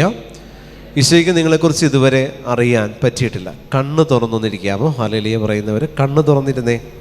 ഓക്കെ, കണ്ണ് തുറന്ന് ഹല്ലേലൂയ പറഞ്ഞത് ഭക്തിയോടെ പറയണ്ട, അത്രയും ഡീപ്പായിട്ട് ഭക്തിയിൽ ഹല്ലേലൂയ പറയണ്ട. കണ്ണ് തുറന്ന് ഹല്ലേലൂയ പറഞ്ഞത്. ഹല്ലേലൂയ. ഓക്കെ, കണ്ണ് തുറന്ന് പറയണേ, ഭക്തിയോടുകൂടെ പറയണ്ട. അത്രയും ഭക്തി കാണിക്കല്ലേ. കർത്താവ് ചിലപ്പോൾ നേരെ താഴത്തേക്ക് ഇറങ്ങി വരും. അതുകൊണ്ട് കണ്ണ് തുറന്ന് പിടിച്ച് ഹല്ലേലൂയ പറഞ്ഞു. അത് ബുക്കിൽ നോക്കിയിരിക്കണ്ട, ബുക്കിലല്ല നോക്കുന്നത്, കണ്ണ് അടച്ചു പിടിച്ചിരിക്കുക, ഉറങ്ങുക. ഞാൻ നോക്കുമ്പോൾ പേന ഇങ്ങനെ പിടിച്ചിട്ട് ഇങ്ങനെ ഇരിപ്പുണ്ട്. ഞാൻ പൊട്ടനൊന്നും അല്ലല്ലോ. ഹല്ലേലൂയ, ഹല്ലേലൂയ, ഹല്ലേലൂയ. അപ്പം അതുകൊണ്ട് കണ്ണ് തുറന്ന് എന്നെ നോക്കണ്ട, കുരിശിലേക്ക് നോക്കിയാൽ മതി. അപ്പോൾ കുറച്ചും കൂടി കണ്ണ് തുറന്നിരിക്കും. എന്നെ നോക്കുമ്പോൾ ഇത്തിരി ഈ ഒരു ഡയറക്ഷനിൽ തുറക്കാം, അവരിങ്ങനെ തുറക്കുന്ന രീതിയിൽ ഈശോനെ നോക്കിയാൽ മതി. Hallelujah, hallelujah. ഇനി ഞാൻ ഉടുപ്പിൻ്റെ കളറ് പറഞ്ഞ് അടുത്തിരിക്കുന്നവരെ കൊണ്ട് വിളിപ്പിക്കാം. കുറച്ചും കൂടി എളുപ്പം അതാ. പ്രിയപ്പെട്ട ദൈവജനമേ, ഈശോയ്ക്ക് എന്നെ അറിയണമെങ്കിൽ വിശുദ്ധ കുമ്പസാരത്തിലാണ് അവൻ അതിനുള്ള അവസരം. ഞാൻ എന്താണ് എന്നുള്ളത് ഈശോയെ അറിയിക്കണം നിങ്ങൾ. അത് നിങ്ങളെ നന്നാക്കാൻ, ഈശോ പ്രവർത്തിക്കാൻ ഈശോയ്ക്ക് നിങ്ങൾ അനുവാദം കൊടുക്കലാണ് വിശുദ്ധ കുമ്പസാരത്തിൽ നടക്കുന്നത്. നിങ്ങളെ നന്നാക്കാൻ, നിങ്ങളെ വിശുദ്ധീകരിക്കാൻ, നിങ്ങളെ പാപത്തിൽ നിന്ന് വിടുവിക്കാൻ ഈശോയ്ക്ക് പ്രവർത്തിക്കാൻ നിങ്ങൾ കൊടുക്കുന്ന പെർമിഷനാണ് വിശുദ്ധ കുമ്പസാരം. ഹല്ലേലൂയ. അപ്പോൾ ആ പെർമിഷൻ നിങ്ങൾ കൊടുക്കുന്നത് എങ്ങനെയാണ്? എൻ്റെ പാപം എൻ്റെ ആത്മസ്ഥിതിയിലൂടെ ഞാൻ ഏറ്റുപറയുമ്പോൾ, എൻ്റെ ആത്മസ്ഥിതി എൻ്റെ പാപത്തിലൂടെ വിശുദ്ധ കുമ്പസാരത്തിലേക്ക് ഞാൻ സമർപ്പിക്കുമ്പോൾ ഈശോയ്ക്ക് ഞാൻ പെർമിഷൻ കൊടുത്തു. കർത്താവേ, ഞാൻ ഇതാണെന്ന് ഞാൻ നിന്നെ അറിയിക്കുകയാണ്, നിനക്കിഷ്ടമുള്ളത് നീ എന്നോട് ചെയ്യണം. ദൈവത്തിന് അറിയണം ഞാൻ ആരാണെന്ന്. അതൊന്ന് വിശുദ്ധ കുമ്പസാരത്തിൽ. രണ്ട്, ദൈവത്തെ ഞാൻ ആരാധിക്കുമ്പോൾ ദൈവത്തിന് അറിയാൻ പറ്റണം ഞാൻ ആരാണെന്ന്. കാരണം ഞാൻ ദൈവത്തെ ആരാധിക്കുമ്പോൾ, പ്രിയപ്പെട്ട ദൈവജനമേ, ആരാധിക്കുന്ന രീതിയിൽ എൻ്റെ നിയോഗങ്ങൾ പറഞ്ഞാണ് ഞാൻ ആരാധിക്കുന്നതെങ്കിൽ ദൈവത്തിന് എന്നെ അറിയാൻ പറ്റില്ല. എൻ്റെ ആത്മാവ് ദൈവത്തെ ആരാധിക്കാൻ ഞാൻ ആത്മാവിനെ അനുവദിക്കുന്നിടത്താണ് എൻ്റെ ദൈവത്തിന് എൻ്റെ ആത്മാവിനെ ആരാധനയിലൂടെ അറിയാൻ പറ്റുകയുള്ളൂ. ഹല്ലേലൂയ. ഈ രണ്ട് കാര്യങ്ങൾ ദൈവത്തിന് ഞാൻ കൊടുക്കണം. അതായത് വ്യക്തിപരമായിട്ടുള്ള പ്രാർത്ഥന, എത്ര വലിയ ശുശ്രൂഷകനാണെങ്കിലും, എത്ര വലിയ പ്രാർത്ഥനാ ജീവിതം മറ്റുള്ളവർക്ക് വേണ്ടി മധ്യസ്ഥം വിളിക്കുന്നവരാണെങ്കിലും, സ്വന്തം ആത്മാവിൻ്റെ വിശുദ്ധീകരണത്തിന് വേണ്ടി നിങ്ങൾ ആരാധന ദൈവസമക്ഷം സമർപ്പിച്ചിട്ടുണ്ടാകണം. ദൈവത്തെ അറിയിക്കണം നിങ്ങൾ ആരാണെന്നുള്ളത്. ഹല്ലേലൂയ. നിന്റെ ആത്മസ്ഥിതി എന്താണെന്നുള്ളത് ദൈവത്തെ അറിയിക്കണമെങ്കിൽ വിശുദ്ധ കുമ്പസാരത്തോളം അതിന് നിനക്ക് ഉപയോഗിക്കാൻ പറ്റിയ മറ്റൊരു സോഴ്സ് ഇല്ല, മറ്റൊരു കൂദാശയില്ല. പരിശുദ്ധ ബലി പോലും നീ സമർപ്പിക്കുന്നതിൽ നിയോഗങ്ങൾ കടന്നു വരുന്നുണ്ട്. പരിശുദ്ധ ബലിയാണെങ്കിലും മറ്റേത് ധ്യാനാവസരങ്ങളാണെങ്കിലും പ്രിയപ്പെട്ടവരെ ഒരു പരിധിയുണ്ട്.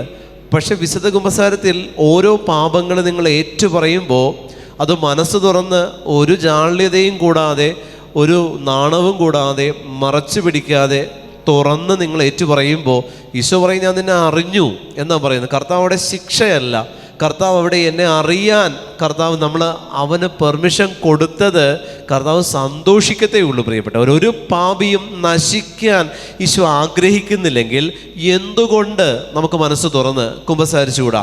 മറച്ചു വെച്ച പാപങ്ങൾ നിങ്ങളിൽ മറച്ചു വെച്ച രോഗങ്ങൾക്ക് ഇടവരുത്തും എന്നുള്ളത് നിങ്ങൾ മറക്കരുത്. മറച്ചു വയ്ക്കപ്പെട്ട പാപങ്ങളുണ്ടോ, ഡയഗ്നോസ് ചെയ്യാത്ത രോഗം നിൻ്റെ ശരീരത്തിൽ മറഞ്ഞു കിടക്കും. അതതിൻ്റെ 4th സ്റ്റേജ് എത്തുന്നത് വരെ നീ അറിയില്ല. മറച്ചു പിടിക്കും സാത്താൻ അത്. Hallelujah, hallelujah. സാത്താൻ അത് നിന്നിൽ മറച്ചു പിടിക്കും, അത് സൗഖ്യം കിട്ടാതിരിക്കാൻ. എപ്പോഴും രോഗത്തെ അറിയുന്നതാണ് ശ്രേഷ്ഠം അറിയാതിരിക്കുന്നതിനേക്കാൾ. അവിടെ ഒരു ചികിത്സയ്ക്ക് വഴിയുണ്ട്.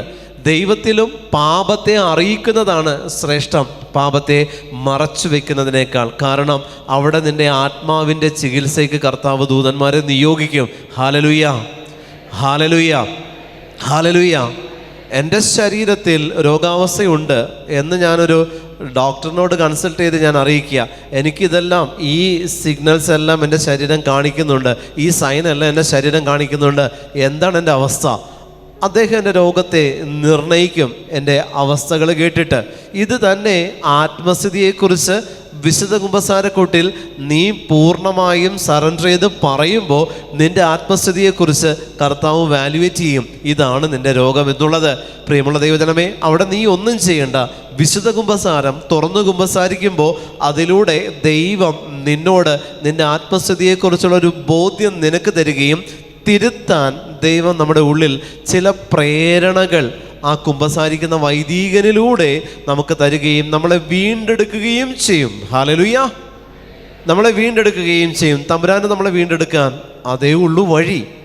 അതുകൊണ്ട് ഈ കൂദാശ നമ്മൾ ഇതിൻ്റെ ഏറ്റവും നല്ല രീതിയിൽ തന്നെ വിശ്വസ്തതാപൂർവം നമ്മൾ ചെയ്യണം. ഹല്ലേലൂയ. ഈശോ പറയരുത് ഞാൻ നിന്നെ അറിഞ്ഞിട്ടില്ല എന്നുള്ളത്. ഈശോയ്ക്ക് അറിവുണ്ടാവണം എന്നെപ്പറ്റി, എൻ്റെ കുറവുകളെ പറ്റി. പലപ്പോഴും നമ്മുടെ പല തടസ്സങ്ങൾക്കും കാരണം മറച്ചു വെച്ച പാപങ്ങളാണ്. നമ്മുടെ പല കുടുംബ പ്രശ്നങ്ങൾക്കും കാരണം മറച്ചു വയ്ക്കപ്പെട്ട പാപങ്ങളാണ്. ഭർത്താവിന് അറിയില്ല ഭാര്യ മറച്ചു വെച്ച പാപങ്ങൾ, ഭാര്യയ്ക്കറിയില്ല ഭർത്താവ് മറച്ചു വെച്ച പാപങ്ങൾ, മാതാപിതാക്കൾക്കറിയില്ല മക്കൾ മറച്ചു വെച്ച പാപങ്ങൾ. പ്രിയപ്പെട്ട ദൈവജനമേ, ഇത് അറിയണമെങ്കിൽ ഞാൻ പറഞ്ഞില്ലേ, സന്ദേശം കിട്ടണം കുടുംബത്തെക്കുറിച്ച് ദൈവത്തിൽ നിന്ന്. അതിന് നിങ്ങളെ തന്നെ ദൈവസമക്ഷം സമർപ്പിക്കണം. സന്ദേശങ്ങൾ കിട്ടണം. യേശുവിൻ്റെ നാമത്തിൽ പരിശുദ്ധാത്മാവ് തരുന്ന സന്ദേശത്തെ സ്വീകരിക്കണം. ഹല്ലേലൂയ, ഹല്ലേലൂയ, ഹല്ലേലൂയ, ഹല്ലേലൂയ, ഹല്ലേലൂയ, ഹല്ലേലൂയ, ഹല്ലേലൂയ, ഹല്ലേലൂയ. യേശുവിൻ്റെ നാമത്തിൽ സന്ദേശങ്ങൾ കിട്ടണം. യേശുവിൻ്റെ നാമത്തിൽ നിങ്ങളുടെ കുടുംബത്തെക്കുറിച്ച്, മക്കളെക്കുറിച്ച്, കുടുംബസ്ഥിതിയെക്കുറിച്ച്, നിങ്ങളുടെ ആത്മസ്ഥിതിയെക്കുറിച്ച് പരിശുദ്ധാത്മാവ് നിങ്ങളോട് നേരിട്ട് സംസാരിക്കാൻ നിങ്ങൾക്ക് ആ ഒരു തുറവി ദൈവസന്നിധിയിലുണ്ടാവണം. പാപങ്ങൾ ഏറ്റു പറയുന്നിടത്ത്, നിങ്ങളുടെ ആത്മാവിൻ്റെ വിശുദ്ധീകരണം നടക്കുന്നിടത്ത് അതിനുള്ളൊരു സാധ്യത കർത്താവ് തരുന്നുണ്ട്. ആമേൻ. ഹല്ലേലൂയ, ഹല്ലേലൂയ, ഹല്ലേലൂയ, ഹല്ലേലൂയ. അനീതി പ്രവർത്തിക്കുന്നവരെ നിങ്ങൾ എന്നിൽ നിന്ന് അകന്നു പോകുവിൻ. കർത്താവിന് എൻ്റെ ആത്മാവിനെക്കുറിച്ച് ബോധ്യം കിട്ടിയില്ലെങ്കിൽ ഈശോ എന്നെ വിളിച്ചത് അനീതി പ്രവർത്തിക്കുന്നവനെന്നാണ്. കർത്താവിന് എൻ്റെ ആത്മസ്ഥിതിയെക്കുറിച്ച് അറിവ് ലഭിച്ചില്ലെങ്കിൽ ഞാൻ ചെയ്യുന്നത് അനീതിയാണ്.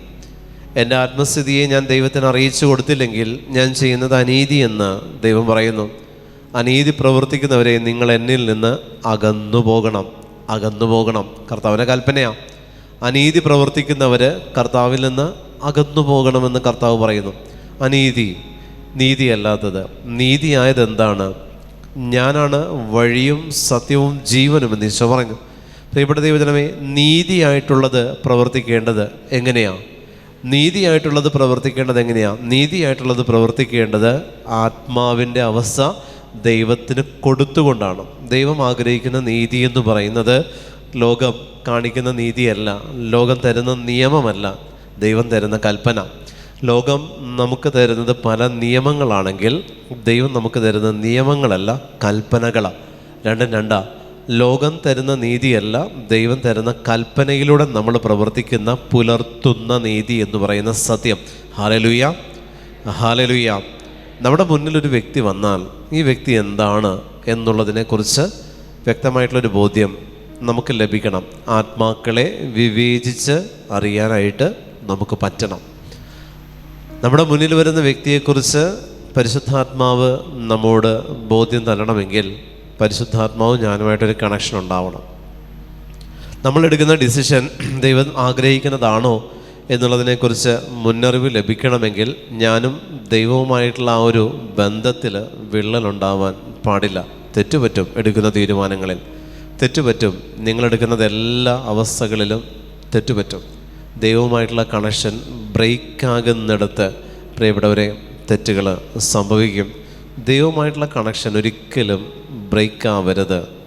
അത് പേഴ്സണൽ പ്രെയറിലല്ല, അതിനേക്കാൾ ഉപരി പേഴ്സണൽ അഡോറേഷനിലാണ് അത് നടക്കുന്നത്. ദൈവവുമായിട്ട് കണക്ഷൻ, ആത്മാവിൻ്റെ കണക്ഷൻ സ്ഥാപിക്കപ്പെടുന്നത് ആരാധനയിൽ മാത്രമാണ്. ദൈവവുമായിട്ടുള്ള ആത്മാവിൻ്റെ കണക്ഷൻ സ്ഥാപിക്കപ്പെടുന്നത് ആരാധനയിൽ മാത്രമാണ്, പ്രാർത്ഥനകളിലല്ല, ആരാധനകളിൽ. പ്രാർത്ഥന വേറെ, ആരാധന വേറെയാണ്. ആരാധിക്കണം ദൈവത്തെ. ഈശോ ആഗ്രഹിക്കുന്നതാണ്. തൃത്വം ആഗ്രഹിക്കുന്നത് ആരാധനയാണ്, പ്രാർത്ഥനയല്ല. പ്രാർത്ഥന അനേകർക്ക് വേണ്ടിയാണെങ്കിൽ ആരാധന വ്യക്തിപരമാണ്. മറ്റുള്ളവർക്ക് വേണ്ടി നീ ചെയ്യുന്നതാണ് പ്രാർത്ഥന. ഹല്ലേലൂയ. പക്ഷെ അവിടെയും നമ്മളതിൽ സ്വാർത്ഥത കാണിച്ചു. എൻ്റെ ആവശ്യങ്ങൾക്ക് വേണ്ടി ഞാൻ പ്രാർത്ഥിക്കുന്നതാക്കി പ്രാർത്ഥനയെ മാറ്റി. മറ്റൊരാൾക്ക് വേണ്ടി നീ ദൈവത്തോട് പറയുന്നതിൻ്റെ പേരാണ് പ്രാർത്ഥന, മധ്യസ്ഥ പ്രാർത്ഥന. ആരാധന മറ്റൊരാൾക്ക് വേണ്ടി നിനക്ക് ചെയ്യാൻ പറ്റില്ല. നിൻ്റെ ആത്മാവാണ് ദൈവത്തെ ആരാധിക്കേണ്ടത്. അതുകൊണ്ട് ആത്മസ്ഥിതിയെക്കുറിച്ച് ദൈവത്തിന് അറിയണമെങ്കിൽ നീ ദൈവത്തെ ആരാധിച്ചിട്ടുണ്ടാകണം. ഹല്ലേലൂയ. ആത്മസ്ഥിതിയെക്കുറിച്ച് ദൈവത്തിന് അറിയണമെങ്കിൽ, നിൻ്റെ ആത്മാവ് എന്താണെന്നുള്ളത് ദൈവത്തിന് അറിയണമെങ്കിൽ നീ ദൈവത്തെ ആരാധിച്ചാൽ മാത്രമേ ദൈവത്തിനത് മനസ്സിലാവുള്ളൂ. അല്ലെങ്കിൽ ഈശോ വീണ്ടും നമ്മളോട് പറയും, ഞാൻ നിന്നെ അറിഞ്ഞിട്ടില്ല എന്ന് പറയും. Hallelujah, hallelujah. ഞാൻ നിന്നെ അറിഞ്ഞിട്ടില്ലെന്ന് പറയും തമ്പുരാൻ. അത് പറയിപ്പിക്കരുത്. യേശുവിൻ്റെ നാമത്തിൽ പറയട്ടെ. പ്രിയപ്പെട്ടവരെ, നമ്മുടെ ആത്മസ്ഥിതിയെക്കുറിച്ച് ദൈവത്തിന് അറിവുണ്ടാവണം. നമ്മുടെ ജോലിയെക്കുറിച്ച്, നമ്മുടെ കടബാധ്യതയെക്കുറിച്ച്, മക്കളുടെ വിവാഹ തടസ്സത്തെക്കുറിച്ച്, അതൊക്കെ കുറിച്ചാണ് നമ്മൾ ദൈവത്തെ അറിയിക്കാൻ ശ്രമിക്കുന്നത്. അതൊക്കെ നീ ചോദിക്കുന്നതിന് മുമ്പേ നിൻ്റെ അപ്പൻ അറിയുന്ന കാര്യങ്ങളാണ്, അറിയാം. പക്ഷെ ആത്മസ്ഥിതി അതല്ല. ആരാധിക്കണം. ആരാധിച്ചാൽ മാത്രമേ ദൈവത്തിന് അതിനെക്കുറിച്ച് അറിവ് കിട്ടുകയുള്ളൂ. ഹല്ലേലൂയ, ഹല്ലേലൂയ, ഹല്ലേലൂയ, ഹല്ലേലൂയ, ഹല്ലേലൂയ, ഹല്ലേലൂയ, ഹല്ലേലൂയ. വലതുകരം ഉയർത്തി ഹല്ലേലൂയ, ഹല്ലേലൂയ, ഹല്ലേലൂയ. ആത്മസ്ഥിതിയെക്കുറിച്ച് കർത്താവിന് ബോധ്യം ഉണ്ടാവണം. കർത്താവിൻ്റെ നാമത്തിൽ പ്രവർത്തിക്കുന്നത് കർത്താവ് പ്രവർത്തിക്കുന്നതാണ്, നമ്മൾ പ്രവർത്തിക്കുന്നതല്ല. ഞാൻ പറഞ്ഞില്ലേ, യേശുവിൻ്റെ നാമത്തിൽ സാത്താനെ ദൂരെ പോ എന്ന് പറഞ്ഞാൽ അത് ഞാൻ പ്രവർത്തിക്കുന്നതല്ല. കർത്താവിൻ്റെ നാമത്തിൽ കൽപ്പിക്കുന്നതെല്ലാം പ്രവർത്തിക്കുന്നത് കർത്താവ് തന്നെയാണ്, ഞാനല്ല. എൻ്റെ ആത്മാവ് അവിടെ അതിനു വേണ്ടി വിയർക്കുന്നില്ല. കർത്താവിൻ്റെ നാമത്തിൽ ഞാൻ എന്ത് കൽപ്പിച്ചാലും അവിടെ എല്ലാം ചെയ്യുന്നത് കർത്താവ് മാത്രമാണ്. ഞാനൊന്നും ചെയ്യുന്നില്ല, ഞാൻ വെറും ഇൻസ്ട്രുമെൻ്റാണ്. കർത്താവിൻ്റെ നാമത്തിൽ ഇവനെ വിട്ടുപോ, ഇവിടെ വിട്ടുപോ എന്ന് പറയുമ്പോൾ വിട്ടുപോകുന്നുണ്ടോ? അത് കർത്താവാണ് ചെയ്യുന്നത്, ഞാനല്ല. കർത്താവിൻ്റെ നാമത്തിൽ സൗഖ്യം ഉണ്ടാവട്ടെ, അതിവിടെ ചെയ്യുന്നത് കർത്താവാണ്, വ്യക്തിയല്ല, ശുശ്രൂഷകനല്ല. യേശുവിൻ്റെ നാമത്തിൽ ചെയ്യുന്നതിൻ്റെ ഒന്നിൻ്റെയും അധികാരം മറ്റൊരു വ്യക്തിക്കുമല്ല. എത്ര അഭിഷേകം ഉണ്ടെങ്കിലും അവർക്കതിനകത്ത് ഒരു റോളുമില്ല. എത്ര അഭിഷേകമുള്ള വ്യക്തി കൽപ്പിച്ചാലും അവിടെ എല്ലാം പ്രവർത്തിക്കുന്ന യേശുവിൻ്റെ നാമത്തിൽ എന്ന് പറഞ്ഞുകൊണ്ട് ചെയ്യുന്നതെല്ലാം യേശു തന്നെ ചെയ്യുള്ളൂ, വ്യക്തികളല്ല ചെയ്യുന്നത്. യേശുവിൻ്റെ നാമത്തിൽ ഞാൻ പുറത്താക്കി എന്ന് എനിക്ക് പറയാൻ പറ്റില്ല. യേശുവിൻ്റെ നാമത്തിൽ കൽപ്പിക്കാൻ ദൈവം അധികാരം തന്നു. പുറത്താക്കുന്നത് കർത്താവാണ്, പ്രവർത്തിക്കുന്നത് കർത്താവാണ്, അധികാരം കാണിക്കുന്നത് കർത്താവാണ്, ഞാനല്ല. Hallelujah, hallelujah. യേശുവിൻ്റെ നാമത്തിൽ, യേശുവിൻ്റെ നാമത്തിൽ മാത്രം. പ്രിയപ്പെട്ട ദൈവജനമേ, യേശുവിൻ്റെ നാമത്തിൽ അത് ചെയ്യാനായിട്ട് എനിക്ക് പറ്റണം.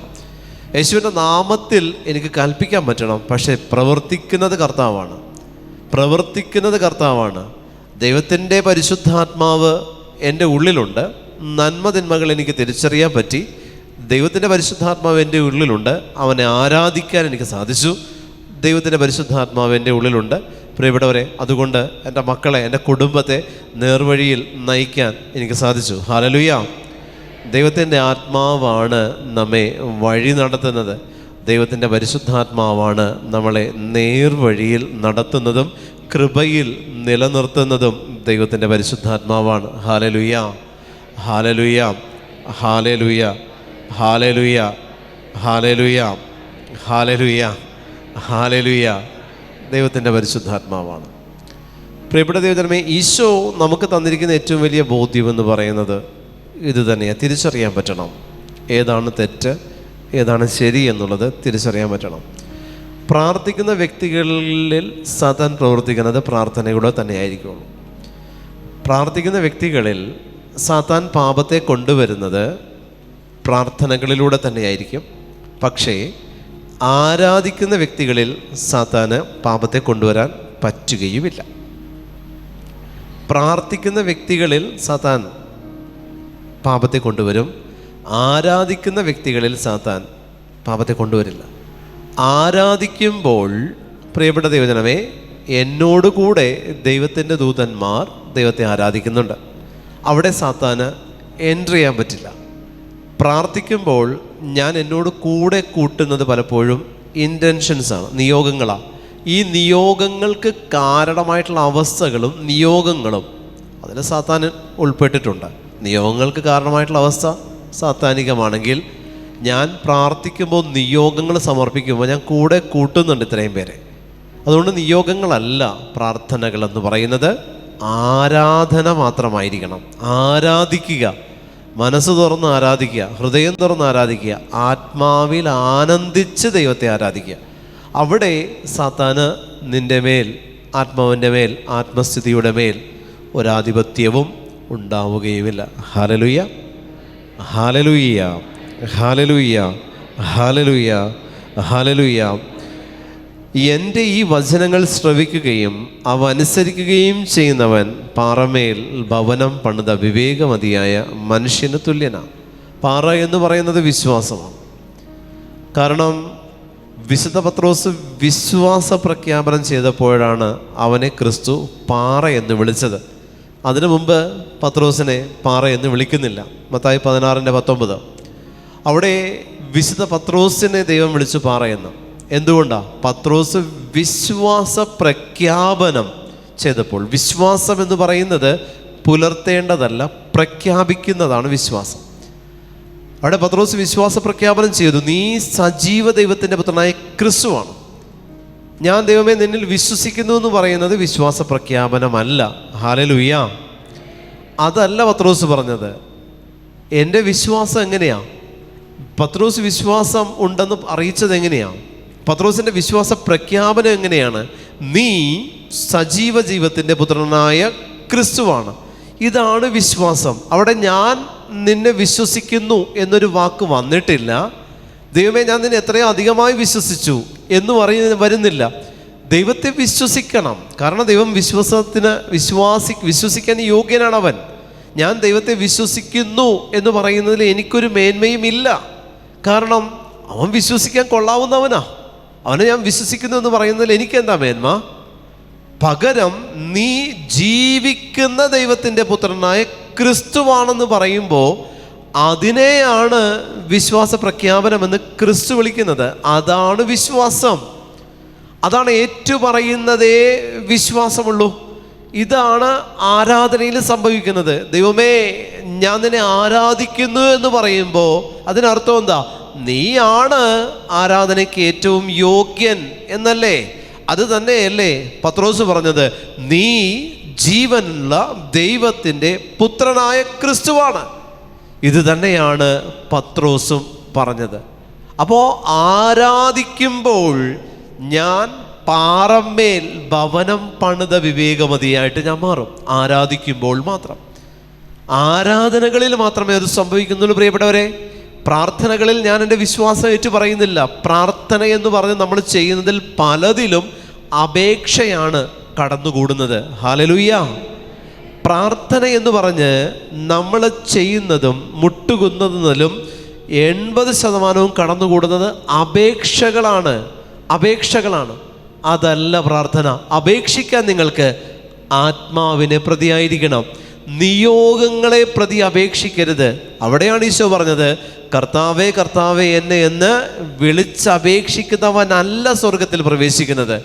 അപേക്ഷിക്കുന്നവനല്ല സ്വർഗത്തിൽ പ്രവേശിക്കുന്നത്, ആരാധിക്കുന്നവനാ. പിതാവിൻ്റെ ഇഷ്ടം അവനെ ആരാധിക്കണം എന്നുള്ളതാണ്. പുത്രൻ്റെ ഇഷ്ടം പുത്രൻ വഴി പിതാവിനെ ആരാധിക്കണം എന്നുള്ളതാണ്.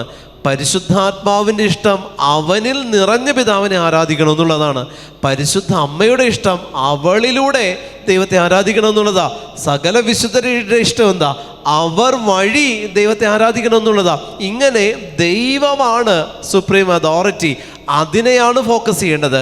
ബാക്കിയുള്ളതിനെല്ലാം നിങ്ങൾ മാറ്റിവെച്ച് അതിലേക്ക് എത്താനുള്ള വഴിയായി ബാക്കിയുള്ളതിനെല്ലാത്തിനും നിങ്ങൾ കാണണം. നിങ്ങളുടെ ജീവിതത്തിലെ സഹനങ്ങൾ, ദുഃഖങ്ങൾ, ദുരിതങ്ങൾ ദൈവത്തെ ആരാധിക്കാനുള്ള ചാലകങ്ങളായിട്ട് അതിനെ നിങ്ങൾ കണ്ട് അതിലൂടെ ദൈവത്തെ ആരാധിക്കുമ്പോൾ നീ പിതാവിൻ്റെ, എൻ്റെ സ്വർഗസ്ഥനായ പിതാവിൻ്റെ ഇഷ്ടത്തെ നിറവേറ്റുന്നവൾ ആയിത്തീരും. ഹല്ലേലൂയ. ഈശോ പറഞ്ഞത് അത്രയേ ഉള്ളൂ. ഈശോ പറയുന്നത് അതേ ഉള്ളൂ. സ്വർഗസ്ഥനായ പിതാവിൻ്റെ ഇഷ്ടം നിറവേറ്റണം. അതിനാരാധനയല്ലാതെ മറ്റൊരു ഷോർട്ട് കട്ടില്ല. ആരാധിക്കണം. വചനം വായിക്കുമ്പോൾ ഇത് തന്നെയാണ് നടക്കുന്നത്. ജപമാല ചൊല്ലുമ്പോൾ അമ്മയിലൂടെ ജപമണികളാകുന്ന വചനത്തിലൂടെ ദൈവത്തെ ആരാധിക്കുക ചെയ്യുന്നത്. ഇൻറ്റൻഷൻ വെക്കരുത്, നിയോഗം വെക്കരുത്.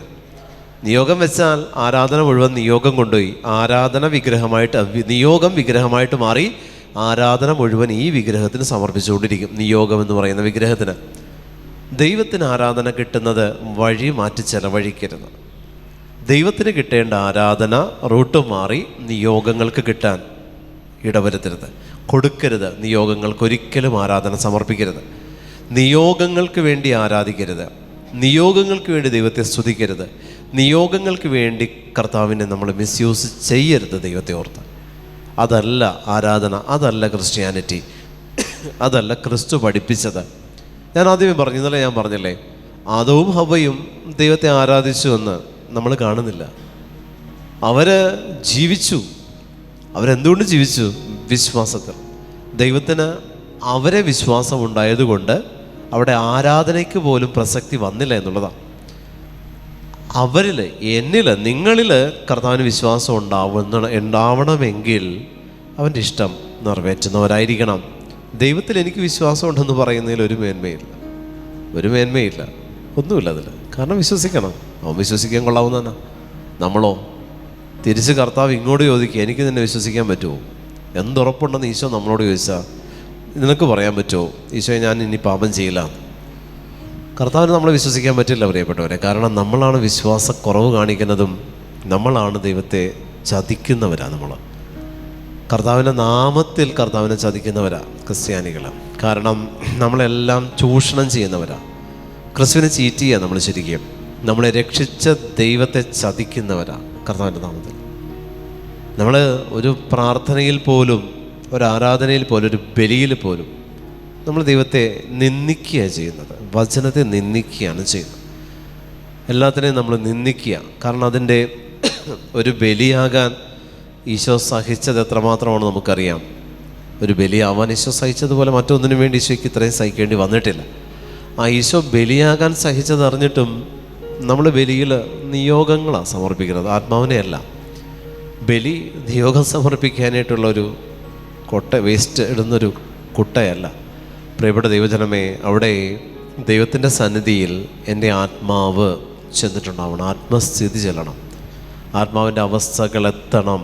നിങ്ങളിന്ന് വിശുദ്ധ കുമ്പസാരത്തിൽ നിങ്ങളുടെ പാപങ്ങൾ ഓരോന്നോരോന്ന് ധ്യാനിക്കാൻ ഈശോ എഴുന്നള്ളിച്ച് വയ്ക്കുമ്പോൾ ഈശോയെ നോക്കിക്കൊണ്ട് എൻ്റെ പാപാവസ്ഥകളെക്കുറിച്ച് 10 കൽപ്പനകളിലൂടെ നിങ്ങളൊന്ന് ഓടിപ്പോകുമ്പോൾ നിങ്ങളെന്താണെന്നുള്ളത് നിങ്ങൾക്ക് മനസ്സിലാവും. എപ്പോഴും നിങ്ങൾ കുമ്പസാരിക്കുമ്പോൾ ഞാൻ ഇന്നതാണെന്ന് പറയണം. ഞാൻ ഏറ്റവും അവസാനം കുമ്പസാരിച്ചത് ഇന്നാണ്, ഈ ദിവസമാണ്, ഇത്ര നാളായി എന്നുള്ളത് പറയണം. എന്നിട്ടാണ് ഞാൻ ഇത്രയും പാപങ്ങൾ ചെയ്തു കൂട്ടിയത് എന്നുള്ളത് പറയുമ്പോൾ പാപത്തിൻ്റെ കാഠിന്യത്തെക്കുറിച്ച് നമ്മൾ ബോധ്യപ്പെടുത്തുക. ഞാൻ ദൈവത്തെ അറിഞ്ഞ് ജീവിക്കുന്ന വ്യക്തിയാണ് എന്നുള്ളതും നമ്മൾ പറയണം. അപ്പോഴാണ് ദൈവത്തെ അറിയുന്നവനാണോ ഇത്രയും പാപം ചെയ്തത്, അപ്പോഴും പാപത്തിൻ്റെ കാഠിന്യത്തെ നമ്മൾ കാണിക്കുക. ഞാൻ ഈശോയെ അറിഞ്ഞ് ജീവിക്കുന്നവനാണെന്ന് പറയണം. നിങ്ങൾ ശുശ്രൂഷയിൽ നിൽക്കുന്നവരാണെങ്കിൽ അത് പറയണം. ഞാൻ ശുശ്രൂഷ ജീവിതം മുന്നോട്ട് കൊണ്ടുപോകുന്ന വ്യക്തിയാണ്, ഞാനാണ് ഈ പാപം ചെയ്തത് എന്ന് പറയുമ്പോൾ നമ്മൾ പറയുന്ന പാപത്തിൻ്റെ കാഠിന്യത്തെ നമുക്ക് യേശുവിന്, നമ്മൾ ചെയ്ത പാപത്തിൻ്റെ കാഠിന്യത്തെ ദൈവത്തിന് നമുക്ക് ബോധ്യപ്പെടുത്തി കൊടുക്കാനായിട്ട് പറ്റും. ഹല്ലേലൂയ, ഹല്ലേലൂയ, ഹല്ലേലൂയ, ഹല്ലേലൂയ. ദൈവത്തിനോട് എൻ്റെ എല്ലാ അവസ്ഥകൾ പറയുന്നതല്ല കുമ്പസാരം. അവിടെ നിങ്ങൾ നിങ്ങളുടെ വിശേഷങ്ങൾ പറയരുത്, പാപം മാത്രമേ പറയാൻ പാടുള്ളൂ.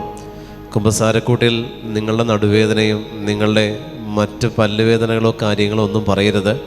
അതിനിരിക്കുന്ന ഡോക്ടറല്ല അതൊന്നും നിങ്ങളവിടെ പറയരുത്. പാപം അല്ലാതെ, ആത്മസ്ഥിതി അല്ലാതെ മറ്റൊന്നും അവിടെ പോയി വിളമ്പരുത്. അവിടെ നിങ്ങൾ പറയുമ്പോൾ കണ്ണുനീര് പൊടിഞ്ഞ് കുമ്പസാരിക്കണം. കണ്ണ് നനഞ്ഞിട്ടുണ്ടാവണം കുമ്പസാരക്കൂട്ടിൽ നിന്ന് പുറത്തു വരുമ്പോൾ. അതാണ് യഥാർത്ഥമായ അനുതാപത്തോടു കൂടെയുള്ള വിശുദ്ധ കുമ്പസാരം. ഹല്ലേലൂയ. പാപങ്ങൾ പറയുന്നതിനെ വിശുദ്ധം എന്നാണ് പറയുന്നത്. വിശുദ്ധ കുമ്പസാരമാണ്. പാപങ്ങൾ പറയുന്നത് വിശുദ്ധമാണ്. പാപം അശുദ്ധമാണെങ്കിൽ പറയുമ്പോൾ അത് വിശുദ്ധമാണ്. കുരിശ് അവഹേളനത്തിൻ്റെയും നിന്ദനത്തിൻ്റെയും പ്രതീകമായിരുന്നതിനെ ക്രിസ്തു പ്രവേശിച്ചപ്പോൾ കുരിശ് ആരാധിക്കാനായിട്ടുള്ള വസ്തുവാക്കി കർത്താവ് അതിനെ മാറ്റിയില്ലേ? കുരിശിനെ ആരാധിക്കാൻ ഈശോ പഠിപ്പിച്ചത് എന്തുകൊണ്ടാണ്? ഇതുപോലെ തന്നെ അശുദ്ധമായ പാപത്തെ വിശുദ്ധ കുമ്പസാരമാക്കി മാറ്റണം. വിശുദ്ധമാക്കി മാറ്റണമെങ്കിൽ നിങ്ങളെ വിശുദ്ധരാക്കാൻ വിശുദ്ധ കുമ്പസാരത്തിനേ പറ്റുള്ളൂ. അതുകൊണ്ട് പ്രിയമുള്ള ദൈവജനമേ, വിശുദ്ധമാണ് കുമ്പസാരം. അശുദ്ധമായതാണ് പറയുന്നതെങ്കിലും ചെയ്യുന്നത് കൂദാശയാണ്, വിശുദ്ധമായതാണ്. ഏറ്റുപറയുമ്പോൾ ആ ബോധ്യത്തോടുകൂടെ വേണം അത് ഏറ്റുപറഞ്ഞ് കുമ്പസാരിക്കാൻ. ഹല്ലേലൂയ, ഹല്ലേലൂയ. വലതുകരമുയർത്തി ഹല്ലേലൂയ, ഹല്ലേലൂയ. വിശ്വാസത്തോടെ ഹല്ലേലൂയ, പ്രത്യാശയോടെ ഹല്ലേലൂയ, ഹല്ലേലൂയ, ഹല്ലേലൂയ, ഹല്ലേലൂയ, ഹല്ലേലൂയ. അപ്പോൾ നമ്മൾ ഏറ്റുപറഞ്ഞ് കുമ്പസാരിക്കുമ്പോൾ നിങ്ങളുടെ രോഗങ്ങൾ നിങ്ങൾ നോട്ട് ചെയ്യണം. കുമ്പസാരത്തിന് മുൻപ് നിങ്ങളുടെ ശരീരത്തിൻ്റെ അവസ്ഥകൾ നിങ്ങൾ നോട്ട് ചെയ്യണം. എന്താണ് നിങ്ങൾ കാലങ്ങളായിട്ട് അനുഭവിക്കുന്ന അവസ്ഥ, അത് നിങ്ങൾ നോട്ട് ചെയ്യണം. കുമ്പസാരത്തിന് പോകുന്നതിന് മുമ്പ്, കുമ്പസാരം കഴിഞ്ഞു വരുന്ന ദിവസങ്ങളിൽ നിങ്ങൾ വീണ്ടും നിങ്ങളുടെ അവസ്ഥയെ നിങ്ങളെടുത്ത് വെച്ച് നോക്കുമ്പോൾ നിങ്ങൾക്ക് മനസ്സിലാകും അതിൽ മാറ്റം വന്നിട്ടുണ്ടാകും. രോഗത്തെ എടുത്ത് നോക്കുമ്പോൾ നിങ്ങൾക്ക് മനസ്സിലാകും മാറ്റം വന്നിട്ടുണ്ടാകും. മറച്ചു വെക്കപ്പെട്ട എന്തെങ്കിലും ഉണ്ടെങ്കിൽ അതുമൂലം, പ്രിയപ്പെട്ട ദൈവജനമേ, അത് കുമ്പസാരത്തിൽ ഏറ്റവും പറയാതിരിക്കുന്നത് മൂലം ചില രോഗങ്ങൾ ശരീരത്തിൽ ഇങ്ങനെ നമ്മളെ കാർന്ന് തിന്നുകൊണ്ടിരിക്കും. അതുകൊണ്ട് ഏറ്റുപറഞ്ഞ് വിശുദ്ധിയോടെ കുമ്പസാരിക്കണേ, വിശുദ്ധിയോടെ കുമ്പസാരിക്കണം. ഞാൻ പറഞ്ഞില്ലേ, ഏറ്റുപറയുന്ന പാപം സാത്താൻ്റെ തലയ്ക്കേക്കുന്ന പ്രഹരമാണ്. ഓരോ പാപങ്ങളും വിശുദ്ധ കുമ്പസാരക്കൂട്ടിൽ നിങ്ങൾ ഏറ്റുപറയുമ്പോൾ സാത്താൻ്റെ ശിരസിൽ നിങ്ങൾ കൂടമെടുത്ത് അടിക്കുന്നതിന് തുല്യമാണ്. ആ സാത്താൻ നിങ്ങളെ വിട്ടുപോകുന്നതാണ്. അതുകൊണ്ടാണ് വിശുദ്ധ കുമ്പസാരം വിടുതൽ ശുശ്രൂഷയാണെന്ന് പറയുന്നത്. അതുകൊണ്ട് മാത്രം ഓരോ പാപങ്ങൾ പറയുമ്പോൾ ഏത് അതോറിറ്റിയാണ് ആ പാപം നിങ്ങളെ കൊണ്ട് ചെയ്യിച്ചത്, അതിനുമേൽ നിങ്ങൾ ചവിട്ടി നടക്കാനുള്ള അധികാരമാണ് വിശുദ്ധ കുമ്പസാരത്തിലൂടെ നിങ്ങൾക്ക് ലഭിക്കുന്നത്. Hallelujah, hallelujah. അതുപോലെ തന്നെ വൈദികൻ കൽപ്പിക്കുന്ന പ്രായശ്ചിത്തം ശ്രദ്ധയോടെ കേൾക്കണം. പലരും പറയും, അച്ഛൻ എന്നോട് എത്രയാണ് പറഞ്ഞതെന്ന് എനിക്കറിയില്ല, നന്മ നിറഞ്ഞ് പറഞ്ഞത് 3 ആണോ 4 ആണോ എന്നറിയില്ല. ഞാൻ ചോദിച്ചു, എന്നിട്ട് എത്ര ചെല്ലി? ഒരു 10 ചെല്ലി ബ്രദറെ, ഇരിക്കട്ടെ, കുറഞ്ഞു പോകണ്ടെന്ന് വിചാരിച്ചു. ആ കുമ്പസാരം അപൂർണമാണ്. രണ്ടാമത് കുമ്പസാരിക്കണം.